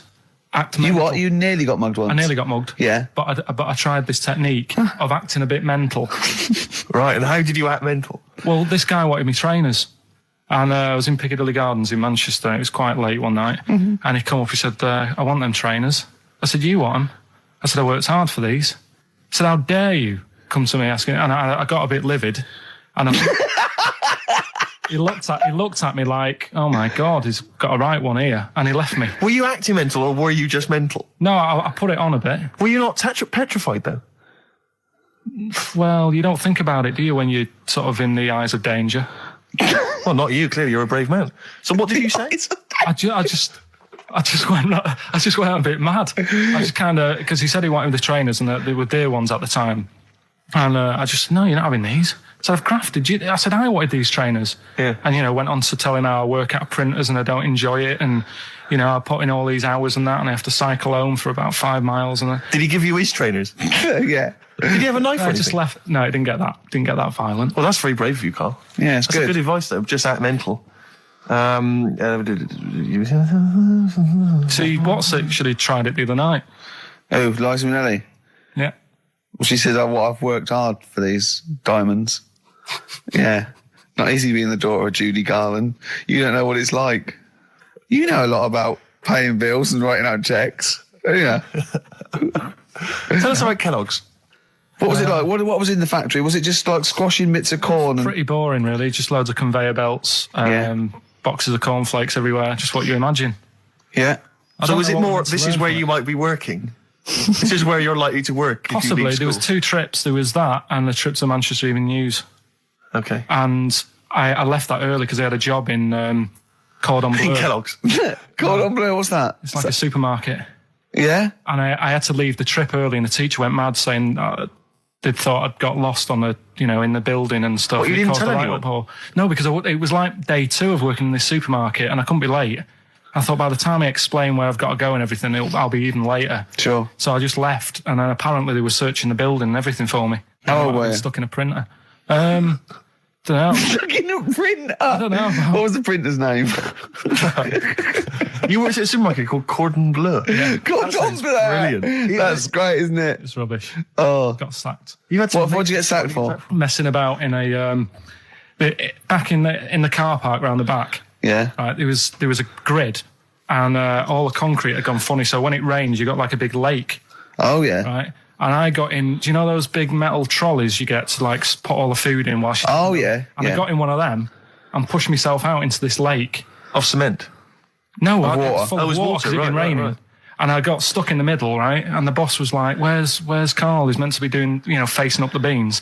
And I was like... And you were stranded in a lake. So someone said, I saw him messing about out the back. He came out and saw me stuck in the middle of this lake in a trolley. And he said, get back in. I said, Would you say, no, I'm filming sharks? I said, it's too deep.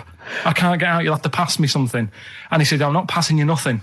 He said, you can get out of there and walk through it. I said, I'm not. I've got my trainers on, probably the same ones. Yeah, you've risked actually. your life for them. Yeah. I said, I'm not getting these wet. I said, what are you going to do? I said, I'm going to wait for the water to go down the grid. He said, the grid's blocked. Now get out or you're sacked. I said, well, I'm not getting out. He said, right, you're sacked. Right. I was looking in the Guinness Book of Records, right, because I thought they'll have something in there about monkeys or something. right? Mm-hmm. And there's a little monkey, I think it lives in Asia, right? There's loads of them live in Asia. Might just be travelling, but yeah. And something they found out, I don't know if they've got it right, and that's why I want to bring it up. Apparently, it's the mammal, right, that's got sort of the pointiest eyes that pop out of their head. Steve.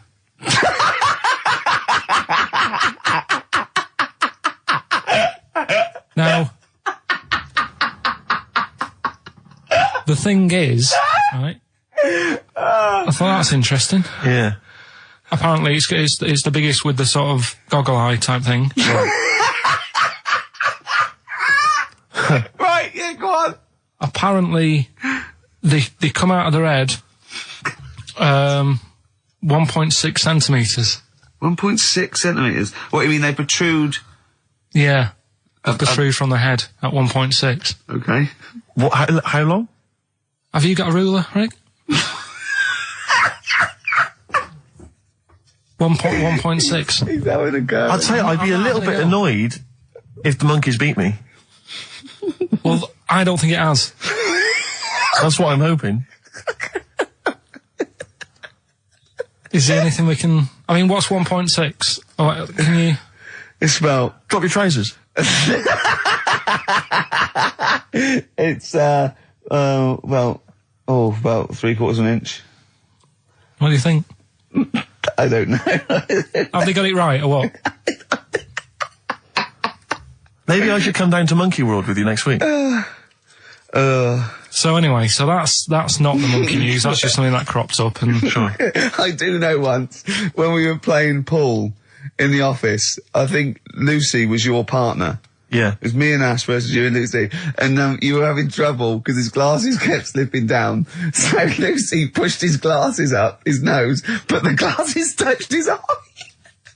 Do you remember that? Yeah.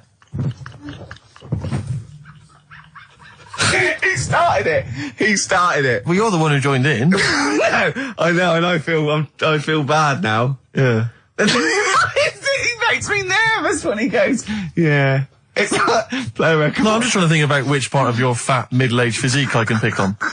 The tits would be a good Yeah, start. yeah. Oh, the belly. Sure. Oh, what do you think of that? Oh, that's... What is that? Play a record.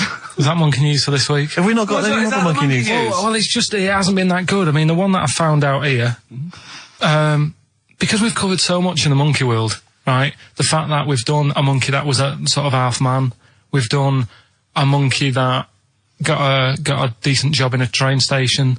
Can you think of any of the other? Well, that's just some of the great monkey news from the past. That's what I mean. So that's what you got to compete with. So even though this is quite amazing, just tell us. Another monkey's got married.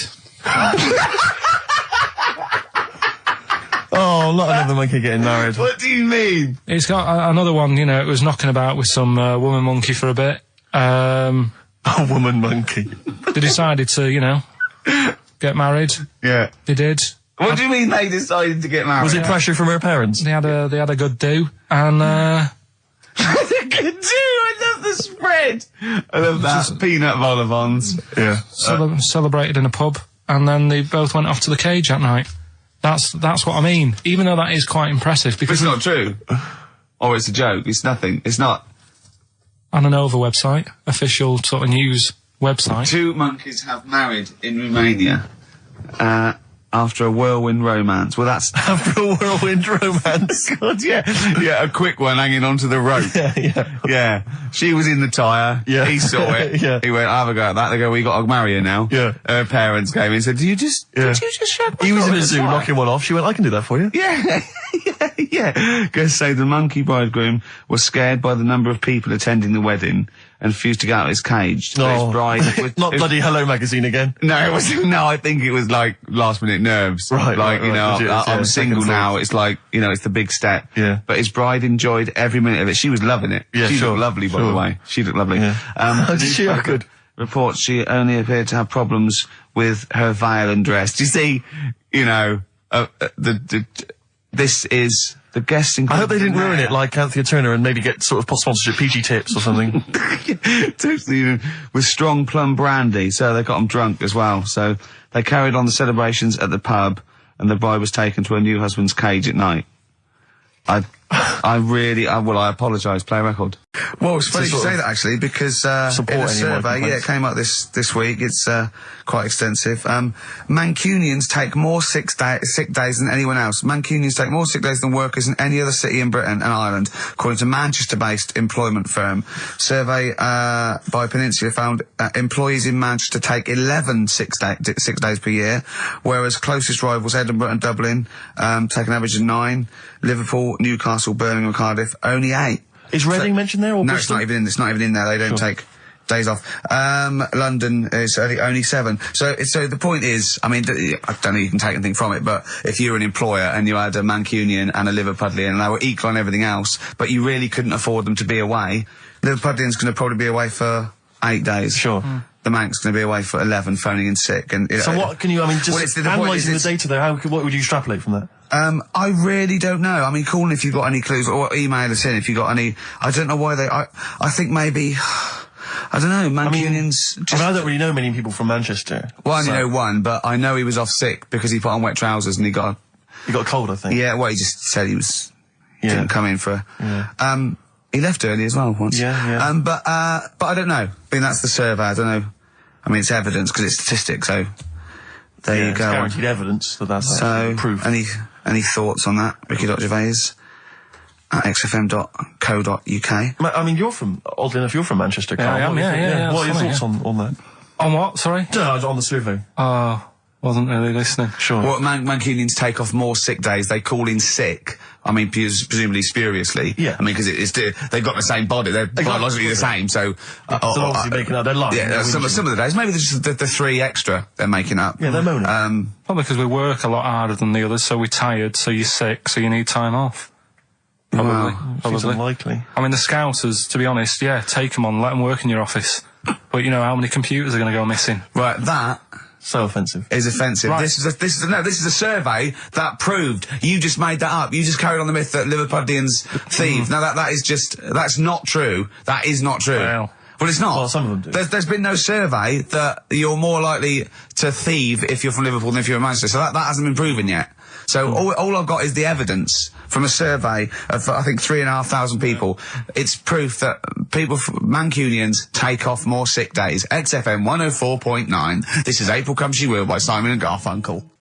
Brilliant. So, if you're from Manchester, sorry about that. I mean, it is true. We aren't making that up. We weren't doing a stupid stereotype like Karl did with Liverpudlians. It's just a survey that Mancunians take off more sick days. But they might be genuine. They might be sort of an iller people, or it might just be people who are in Manchester go, I can't be bothered to go to work, it's rubbish. Whereas if you're in London, you go, I can't wait to go to work. What a lovely place this is. Some great jobs, don't you? Great jobs, don't they? Yeah. Jane's Addiction, Just Because on XFM 104.9, broadcasting from London, where people prefer to only be off sick when they actually are ill. Sure. I don't think I've ever taken a day off sick. Except when I had that terrible tonsillitis. Is that when you went home, stayed with your mum and dad? Yeah. Why is that a problem? No, it's back to health. No, I'm not saying it's a problem. Back to health. Yeah, I've got a loving family. So sue me. What do you make of that? The antagonism and piss taking is just like, oh God, 3 blokes in a pub. There's people listening. I can't go. Are there? So what have we got? It's 1:20. What have we got? We're on till 3. Well, we've been talking, we've been doing well, we've been playing some great rock and roll, we've been playing some lovely songs, we've told them, we've explained a survey, just for employees, be careful. Yeah. We've, put that out there, we put a shout out there, people know would you say it was probably safest, if you are an employer, to never employ Mancunians? Well, I wouldn't go that far, because, you see, that's only an average, so I imagine some Mancunians, like, Londoners, are nice, reliable people, it's probably just a few bad eggs that throw the stats up a little bit. People that would go, I'm not coming in today, I'll put on some wet trousers. Sure. All right, stay in bed. Yeah. Stay in bed. Yeah. You still got them on? Yeah. Well, pop them off. Yeah. Put them on the radiator and go to bed with a little duvet. That'd be the best thing to do. Yeah. Yeah. So, all right, Karl? Right. What's your attitude? Is it because you're tired? Yeah. Well, why are you tired, though? You were saying that watching those Channel 5 films again, weren't you? Did you ever go on a picnic, Carl? Was there places to go in Manchester, or was it like Quarryland mostly? The problem with those adverts, like when I was growing up, they'd sort of give you ideas, because remember the Charlie's one, right? And we were on holiday, right? And I met these two lads who are knocking about with, like, mates and that. And that advert came on, and we thought it'd be a good idea to wind his mum up, because this advert had just been on saying, you know, kids are going missing in Wales, right? Yeah. So we said, oh, this will be a good laugh. We put the kid in the wardrobe. His mum came back from shopping. We said, oh, he's gone missing. We haven't seen him for hours. That's terrifying. I know. That's an appalling. How old were you? About 13. And what was his mum? She must have been. Yeah, she was going mad, and that's when we thought, oh God, we've gone. Will we say anything? Will we pretend we don't know where he is? Open the wardrobe, he'd suffocated. Yeah, that's horrible, Carl. I know, but Such it's a just cruel what you do, isn't it? It's just what you do. Well, no, you do. What do you mean? It's just what you do. What was it? Was he in the wardrobe? Was he listening to this? Why didn't he go, Mum, it's all right, when he heard her crying? No, she wasn't crying. She was just panicking and like screaming a little bit and that. Screaming a little bit. Okay, we'll tell her when the screaming starts. Exactly. Yeah. And then what's the other thing? Like on the same, like, you know, all this was going on when I was growing up. And one time we're on holiday, and my mum says, right, if you're going on the beach, it's a big beach. But, you know, if you're going to go out and play there, I need to know where you are. So where are these bells? Where this cowbell round your neck? She gave me a balloon. Good idea. A balloon. And it just, you know, sort of attached to my arm, so wherever I was playing in the sea and that, you can see the balloon and that. Brilliant. But then the problem was, everyone else thought that's a good idea. And it was just like loads of kids with balloons and that. Oh, I ruined it. So that didn't work. Yeah. Had to bin that idea. Yeah. Did you say nime at one point? 104.9? Did I? Other than that, it was Again, textbook. Yeah, a desperate attempt at being articulate. Sure. But let myself down. With your See, this is the good thing about the boxing thing, because there's no chance of me, you know, slurring the words. Oh, no, I already slurred my words. Yeah, so no one, any damage will be totally fine. Yeah. Oh, the doctor's rushing in. I think there might be some kind of concussion. Jane just going, no, that's just the way he talks normally. But because I'm thinking maybe, did you start the show with that particular kind of manner? Just because obviously a lot of new listeners, I imagine, thanks to the massive poster campaign, and you obviously want to impress them and charm them. There's a few examples today of irony coming back and biting you. Yeah. That seemed like a funny idea at the time, me posing that. But Jonathan Ross phoned me up when they first went up and he just said, I've just seen a big poster of a predatory gay. Yeah, you do look a little bit. Hello, and what's your name? Would you like to sit down here? And then you're in the background. And also, I think the funny thing about having you as a partner, I mean, the only good thing is that you know, you look weird and tall, like too freakishly tall and lanky. Oh, yeah, but in that one, no, because your background and you're smiling, you don't look as weird as you do in real life, or as freakishly tall. So it sort of ruins it a little bit for me. Look at Pilkington. Look. Pilkington, what are you doing? He's not listening. He's just opening a packet. What are they? McVitie's. See, we should mention them. We get some free ones if anyone at McVitie's are listening, because we're not getting the perks of this. Nothing. I'd say I'm not getting anything. I really got in this game for the ladies, for the money, for the voiceover work. Certainly, I'm seeing hide and hair of that. But you're not getting the voiceover work because Jethro's getting all these parts that you might get. Yeah, sure. Yeah. Okay, Rick. Yeah. You were the voice of what? The drink driving campaign? You sound like a man who was run over in a drink drive incident. I mean, it's like you don't drive. Yeah, but I didn't get any money for that, did I? Or did I? I can't remember. It's like, I mean, I don't drive, well, that's good, I don't drive. No, it said don't drink and drive, so I've chosen just to drink. At least I can formulate sentences using the English language, and I'm not getting the voiceover work. The English language of the 14th century. Well, it's better English language and English language. Rather than whatever kind of Middle England language you speak, the language of the hobbits. All right, Carl. See, you're eating a biscuit. I can't believe it. Are you bored with this already? Do you know what? MTV called me last week. They called me again yesterday and said, when can they come down to do they're coming down next Saturday, by the way, to do a little screen test for you. They're going to sort of just film you with a little camcorder. You said this. They're going to film you. Are you alright? Do you want to, are you hungry? Do you want to go out and have a meal? I can't believe you're eating while I'm on air. No one can hear that. Do you know who I am? No one can hear that. Explain who I am. Well, that's Ricky Gervais, right? He's made his name on TV. Yeah. Okay, he's done any number of corporate gigs, and they pay silly money. So, I mean, this guy's earning, and really earning beyond his talent. All right? So, I think I deserve a little bit more than a little mank eating a biscuit while I'm talking. Rick Gervais? Yeah. Have you won a BAFTA? Yeah, too. All right, so Yeah. just a little bit of respect. Yeah. Yeah. Carl, Well, what have you won? What have you won? I got a bronze certificate for doing a full week at school. That's great. It was only a bronze. What is that then? 3 out of 5 days. And I got me a little Crusaders badge, if you remember. What's the little Crusaders badge? The Crusaders badge for the religious club. So I was at the fellow that you went and played. You actually got ping pong ball. So they wanted to talk to you about God. Yeah. Yeah. You got a Crusaders badge, did you?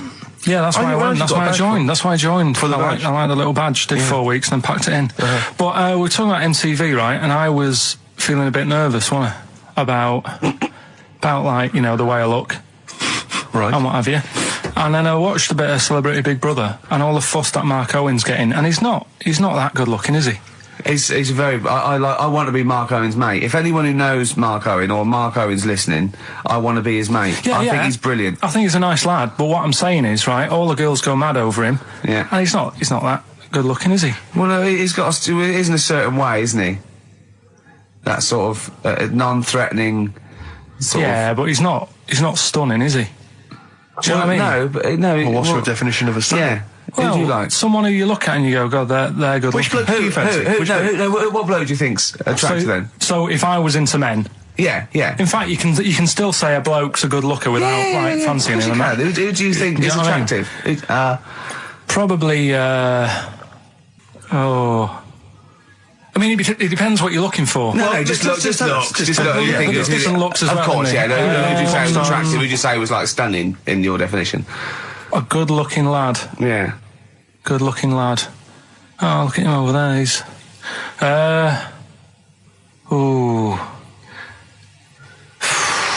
Do you find, Robbie Williams? Do you find him attractive? Boy next door. Look. No. Who do you? Carl, hurry up, because it's we've only got 2 hours. Probably. I can't think of one offhand. Mark Owen is pretty good looking then, really. There's not, just name one bloke that you think's an attractive guy.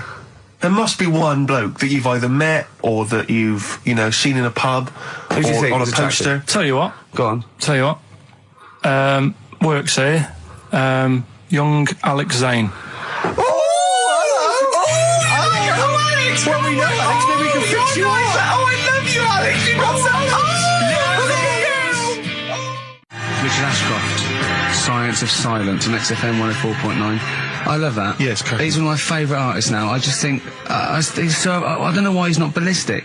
He's got everything. He's like one of our best rock stars. I'm Ricky Gervais. Hello there. You're Steve Merchant. I am indeed. Karl Pilkington over there. Big day today. Really? Yeah, for Karl.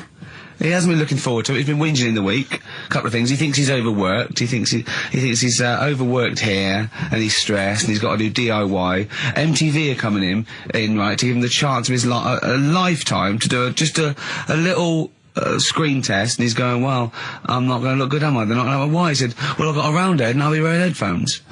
And he's not made an effort. He thinks, they'll put him off. He said, they won't even press record. He's got a spot on his head.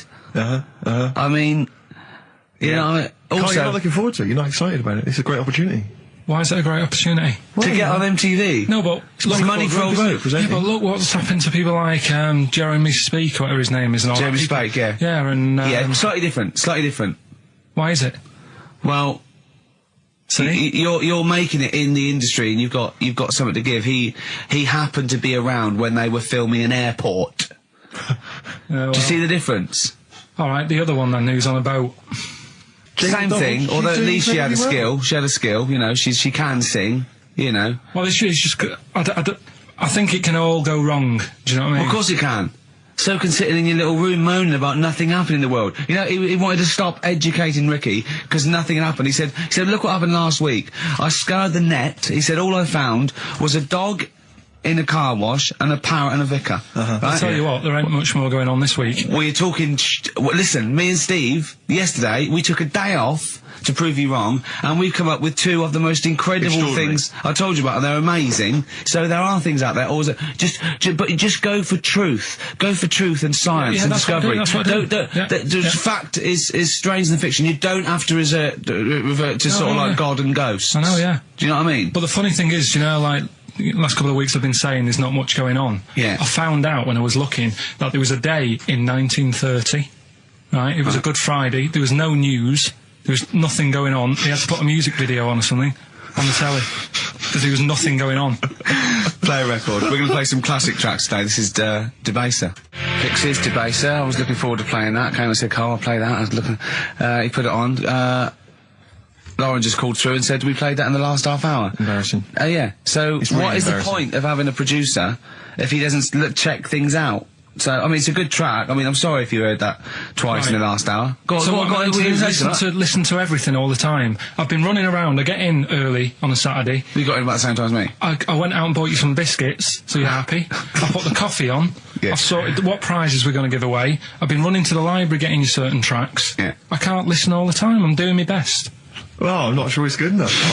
I mean, I'm worried when MTV come in, if they've heard this kind of shoddy production, they're going to start to wonder what is it. The same songs every 5 minutes. Yeah, no, anyway, sorry, are you sort of overworked because you were on Zoe Ball's show talking? Oh, hello, what's going on here? Well, I was he was exclusively on our show. No, I was in the car. I seem to remember, Rick, he was a nobody that got a chance to come on air and talk about that. And guess what? He's getting auditions with MTV? Guess what he was talking about on Zoe's show? Oh, hello. All the jellyfish stuff and all that. About getting believe it. Recycling material that you've done on this show. I phoned in, right, and I went, stop doing material Zoe's boy. He just hung up on me. Well, I had a job to do. Who do you think you are? Your ego has just gone through the roof. Hang on a minute. What? I had a job to do in the week. They asked me to drive the desk for Zoe, right? They didn't say talk. Zoe, if she talks to you, you can't just ignore her. Yes, you can. Well, Who is she? Who does she think she is? You made a promise to us, a pact, that you were our kind of monkey. Yeah. What can I do? If someone takes time off, I've got to do it. It's my job. Yeah, but you don't have to talk. You don't have to use... You're the head of production. We've given you this special gig. This is like taking you out weekends. Yeah, exactly. You know, if we find out you're getting too much excitement in the week, we'll have to just calm it down. Well, get another little... Well, that's it now anyway. It was only last week. I feel like kind of solid. I feel betrayed. It's like you were having an affair behind our back. Yeah. And you rumbled it. He was doing all the stuff. He was doing all this like, oh yeah, jellyfish and this, jellyfish yeah, because that. she was asking. And I thought it was a good way of promoting this show, actually. Oh, did you mention the show? Yeah, I did at some point. Did you? What did you say? I just said more about that on Saturday afternoons. So you talk twice? I only heard you talk once. So you're talking all the time? Well, about 5 times in the week. In the full week, 5 times. Deary me. And one, it was just stuff. You could never be a monk, could you? Chatting away all the time.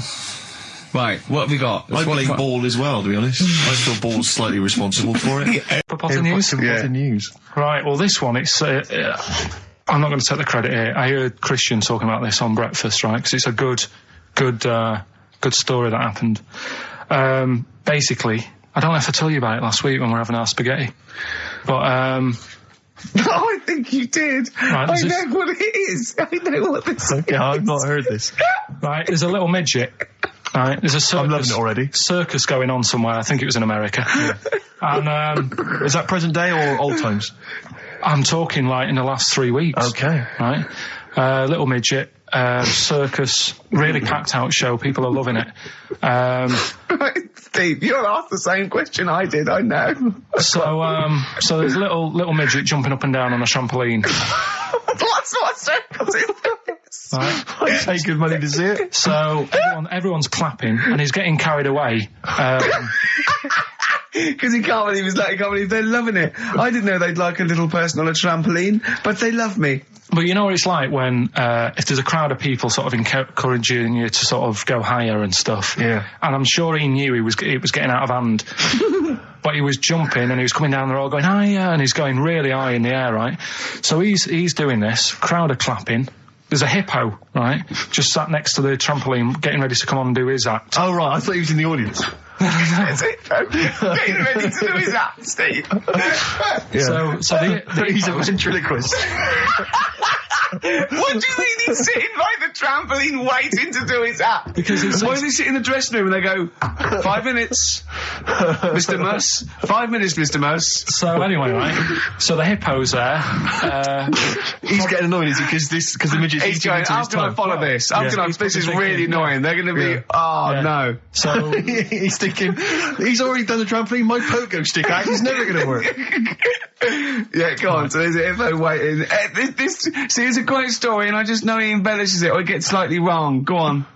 So there's a midget jumping up and down. The hippo's getting annoyed. The crowd are going mad. The midget's loving it. Can't believe his luck. Although you think he probably knows he's dicing with danger. Yeah. So next thing you know, they're all saying hi. He gives it one big, heavy sort of landing on the trampoline, goes really high, but goes off at a funny angle. Oh, hypotenuse.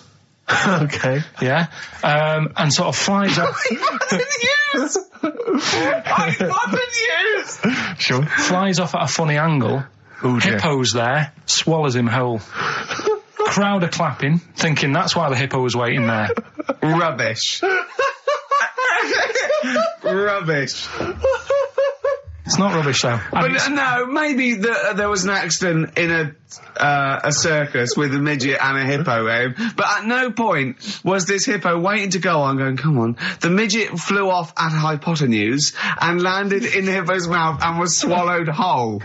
This is what you embellish it. That is great. And I have to say though, Rick, when I heard midget, trampoline, hippopotamus, I was thinking accident waiting to happen. Yeah. So. Yeah, maybe. I mean, it is that you should never put those three together. Never. It's a recipe for disaster. Everyone knows that. Midget, trampoline, hippopotamus. Are you mental? You're asking for trouble. Well, you know when he told me it, he said, and the midget. He didn't mention the hippopotamus, and he said the midget went on, and soon he fell off, and the hippo ate him. And I said, sorry. What was the hippo doing there? He went, it's a circus. I've never heard of a circus having a hippo. No, what do hippos do? What can they do? You can't train them, can you? What do you... Aren't they, very deadly? They're huge, aren't they? You can't have a hippo in a circus. Are you sure? You're not thinking of Zippo? He's neither clown. Yeah. No, and it wasn't some sort of where Zippo was eating a midget and it's some sort of horrible sexual act. No, it was definitely, I heard it on breakfast, right? Okay, sorry. No, it's definitely fact. Yeah, okay, definitely true. That's Feeder, Just the Way I'm Feeling, on XFM 104.9. Ricky Gervais, Steve Merchant, Claire Sturgis. Well, he's defying me. He's not calling in. We're going to give out his number and he's not calling in. That's even more annoying. Who does he think he is? I don't know who he thinks he is. I'll tell you I'll tell you who he is. Yeah. He is a little bold Mancunian. Let's never let him forget that.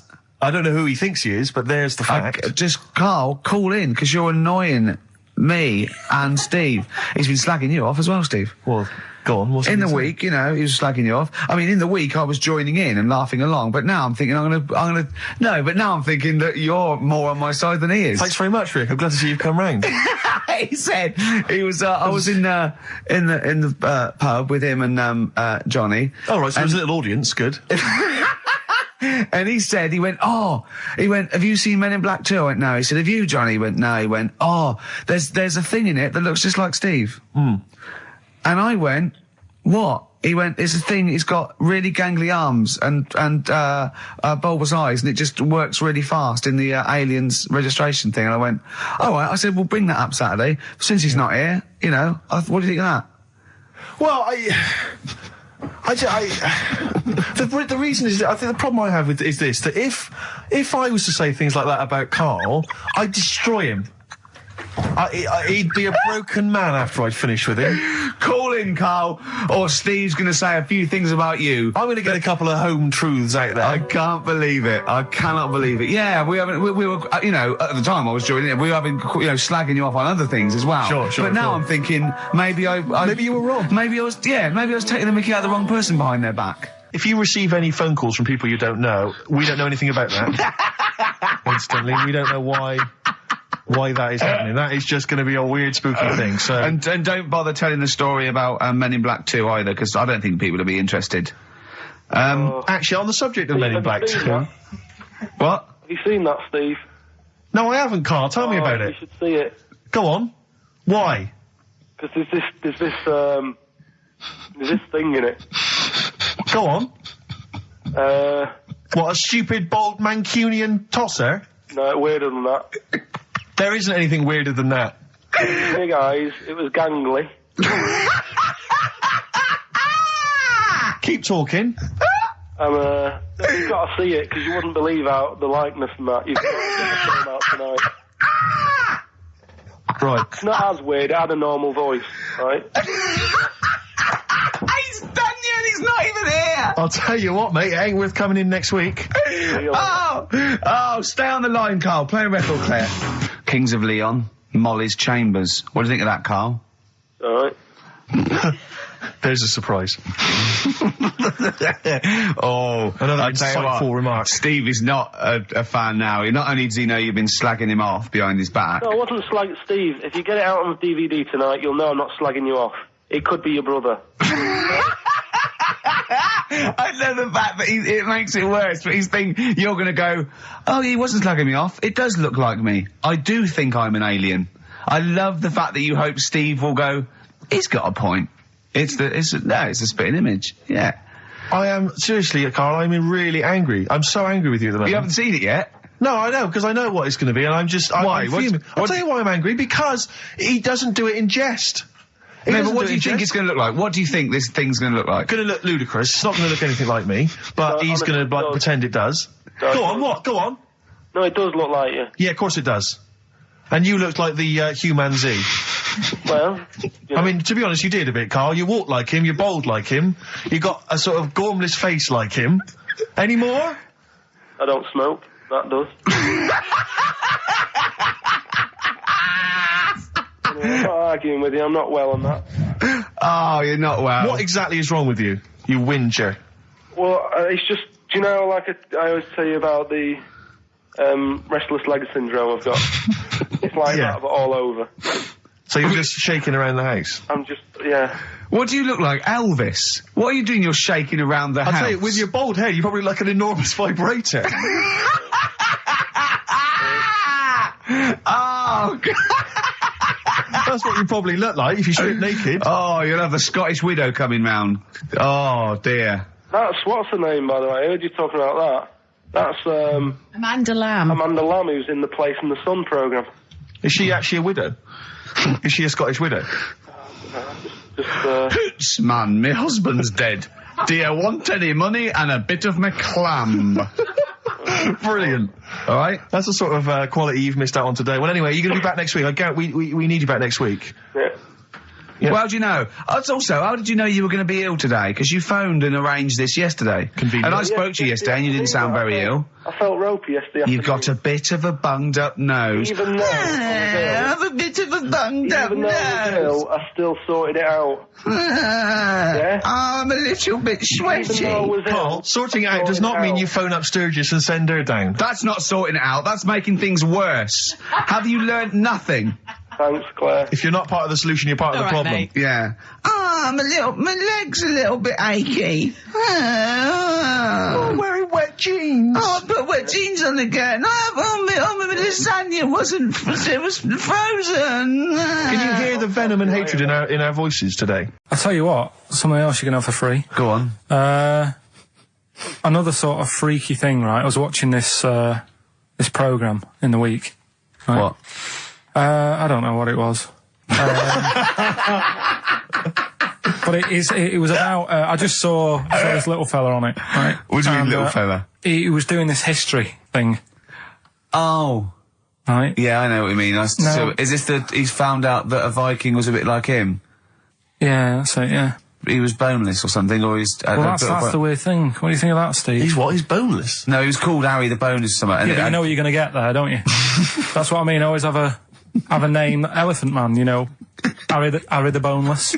Where is he? You know what I mean? I'm meeting someone, waiter, what's his name? He's called Harry the Boneless. He's over there flapping around. Yeah. He's over there in the bucket, having noodles. That's what I mean. But, do you reckon you could do that? Do you reckon you could have your bones taken out? I love talking to him!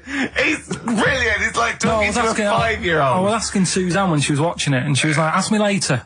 Yeah, brilliant. She wanted to know about. What did you said you watched this program about history, right? About Vikings. Something like that. You turned to your girlfriend and said, "Do you reckon you could have your bones taken out?" Yeah. I love that. I mean, that is why you are my favourite. What do you mean you think you could have your bones taken out? Firstly, why would you have your bones taken out? If you've only got a small flat or something, and there isn't much room. Yeah. Right? And what I mean is, would all your organs still do the stuff? No, they wouldn't. You'd just be mush. Listen, I'll teach you something now, right? The skeleton, right? SPAM. Yeah? Support, movement, anchorage. No, support, protection, anchorage, movement. SPAM. That's what the bones do. Yeah? You couldn't stand up. You wouldn't be protected because they protect his rib cage, skull, of course. Anchorage, everything holds onto it. Every muscle is tethered to pull against something, like a crane, a pulley system, so you wouldn't be able to move at all. Do you know what I mean? So you'd be in a bucket. There'd be nothing. Well, you'd die immediately, obviously. No, you can't have your bones taken out, Karl. I mean, why do you need to ask that question? Sorry, but Boneless Bob, or whatever his name was. Harry the Boneless. he presumably didn't have any bones. I mean, that's why he had that name, obviously. No, he did. No, you know, I'd just been away with my mum and dad and that. And one of the things I always like doing is having a good chat with my dad about stuff he got up to when he was a kid and that. Yeah. Right, 'cause he got up to loads of stuff, and every time I see him, he tells me something, and I was like, why are you just telling me that now? It's brilliant. Yeah. Right? So, I mean, to me, he's kind of like Ronnie Biggs or someone. He's just the most extraordinary kind of. Well, this happened. Right? I can't remember. There was a delay yesterday. There was problems on the Paddington line, and he was saying, "Oh, trains aren't what they used to be." Sure. He said, I was looking. They used to be horses, didn't they? Well, he was looking in the booklet, and it was saying, you can have your bags collected if you want, but it costs you £5. Yeah. So that's outrageous. Sure, of course. Right. So he said that's the problem with this country. We've got good with computers and that, but when it comes to getting service, it's gone out the window. Yeah. Right. So he said, when I worked on the trains, and he was going on like this, that and the other. So I said, I didn't know you worked on the trains. He said, yeah, when I was 18, right, it was his job to get the coal, right, and chuck it in the engine. Right. And one day he's in Grand Central Station in Manchester, which is now the GMEX Centre. Right. Right.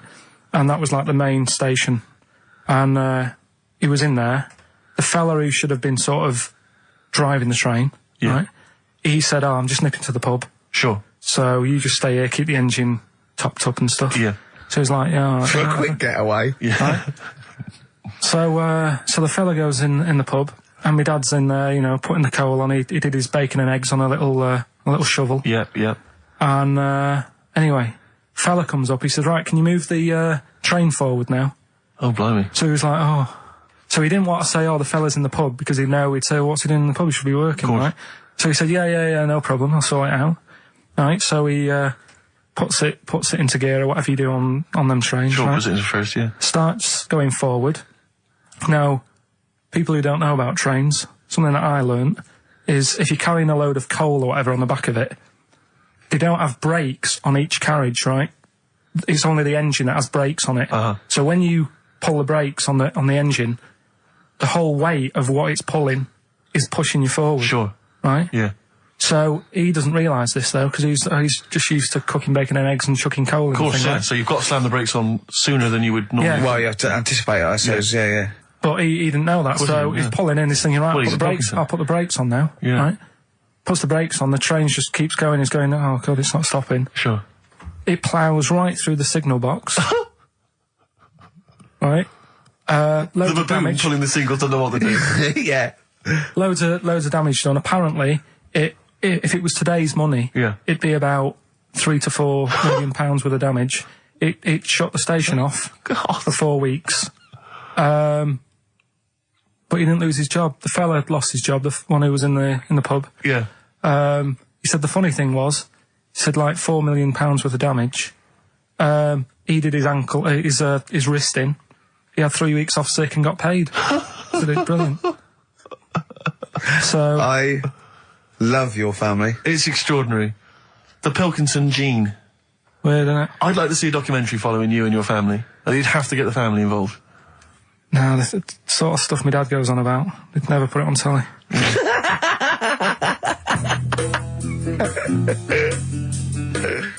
Hang on, I'd love to have some monkey news, though. Go on then. Got any monkey news? Yeah, got some monkey news. Come on then. No, Rick, come on. Cheer up. Well, it's just sort of like... He moans that he's got too much time on his hands, and he comes up with that Okay. shite. Monkey news. The jingle, please. Oh, chimpanzee that monkey news. Okay, There's been quite a lot of stuff going on. There was a few bits in that Guinness Book of Records book that cost me 20 quid. Yeah, but that's not news, is it? They printed that probably last September. No, so there's one in there. New music. New monkey news from last September. You're a lord. Come on. Waster. Please, Ricky. Monkey news. Right, there was this monkey in a zoo in Brazil. Right. And this little man monkey, little woman monkey. And you're a scientist, aren't you? Go on. And they said the people in charge were like, "Oh, wouldn't it be good if they had kids?" Brilliant. Right. So anyway, the chimps used to stand sort of, you know, they'd have their little caves each, and they used to sort of lean on the fence having a bit of a chat and stuff with each other. Right? With a chat. Well, you know, gossiping, gossiping. The equivalent sort of thing. Yeah. So anyway, they were getting on a storm, and like the zookeepers were like, "Can you hear that, cheapest chimps this week?" I thought it was fascinating. Yeah, just gossiping. I understand. So, what's any monkey news? I don't know. Let's tune in. What was some monkey news this week? Come on. It was from last September. So there was, you know, stood there having a chat, and the zookeepers were like, "I wonder if they're ever gonna, you know, have kids and that." Yeah. Anyway, it went on for ages. You know, this just chatting, no sort of action. So what the zookeepers did was they said, "I know they'll have kids." Are we letting that go? They were just chatting. Are we just letting that go? We're letting it You know go. what I mean? Just doing whatever monkeys do. Okay. Right? So the zookeepers were like, "Yeah, I wonder when they're gonna, you know, have some kids." Yeah. Anyway, what they decided to do to egg them on. Yeah. Bought one of them a suit, one a wedding dress. Right. Keep going. No, I'm not having it. Shut up, Gervais. Fade him down if he's going to interrupt. I want to hear the rest of this. They got married. So they got married? Yeah, they got married. Right. What? That's the end of it.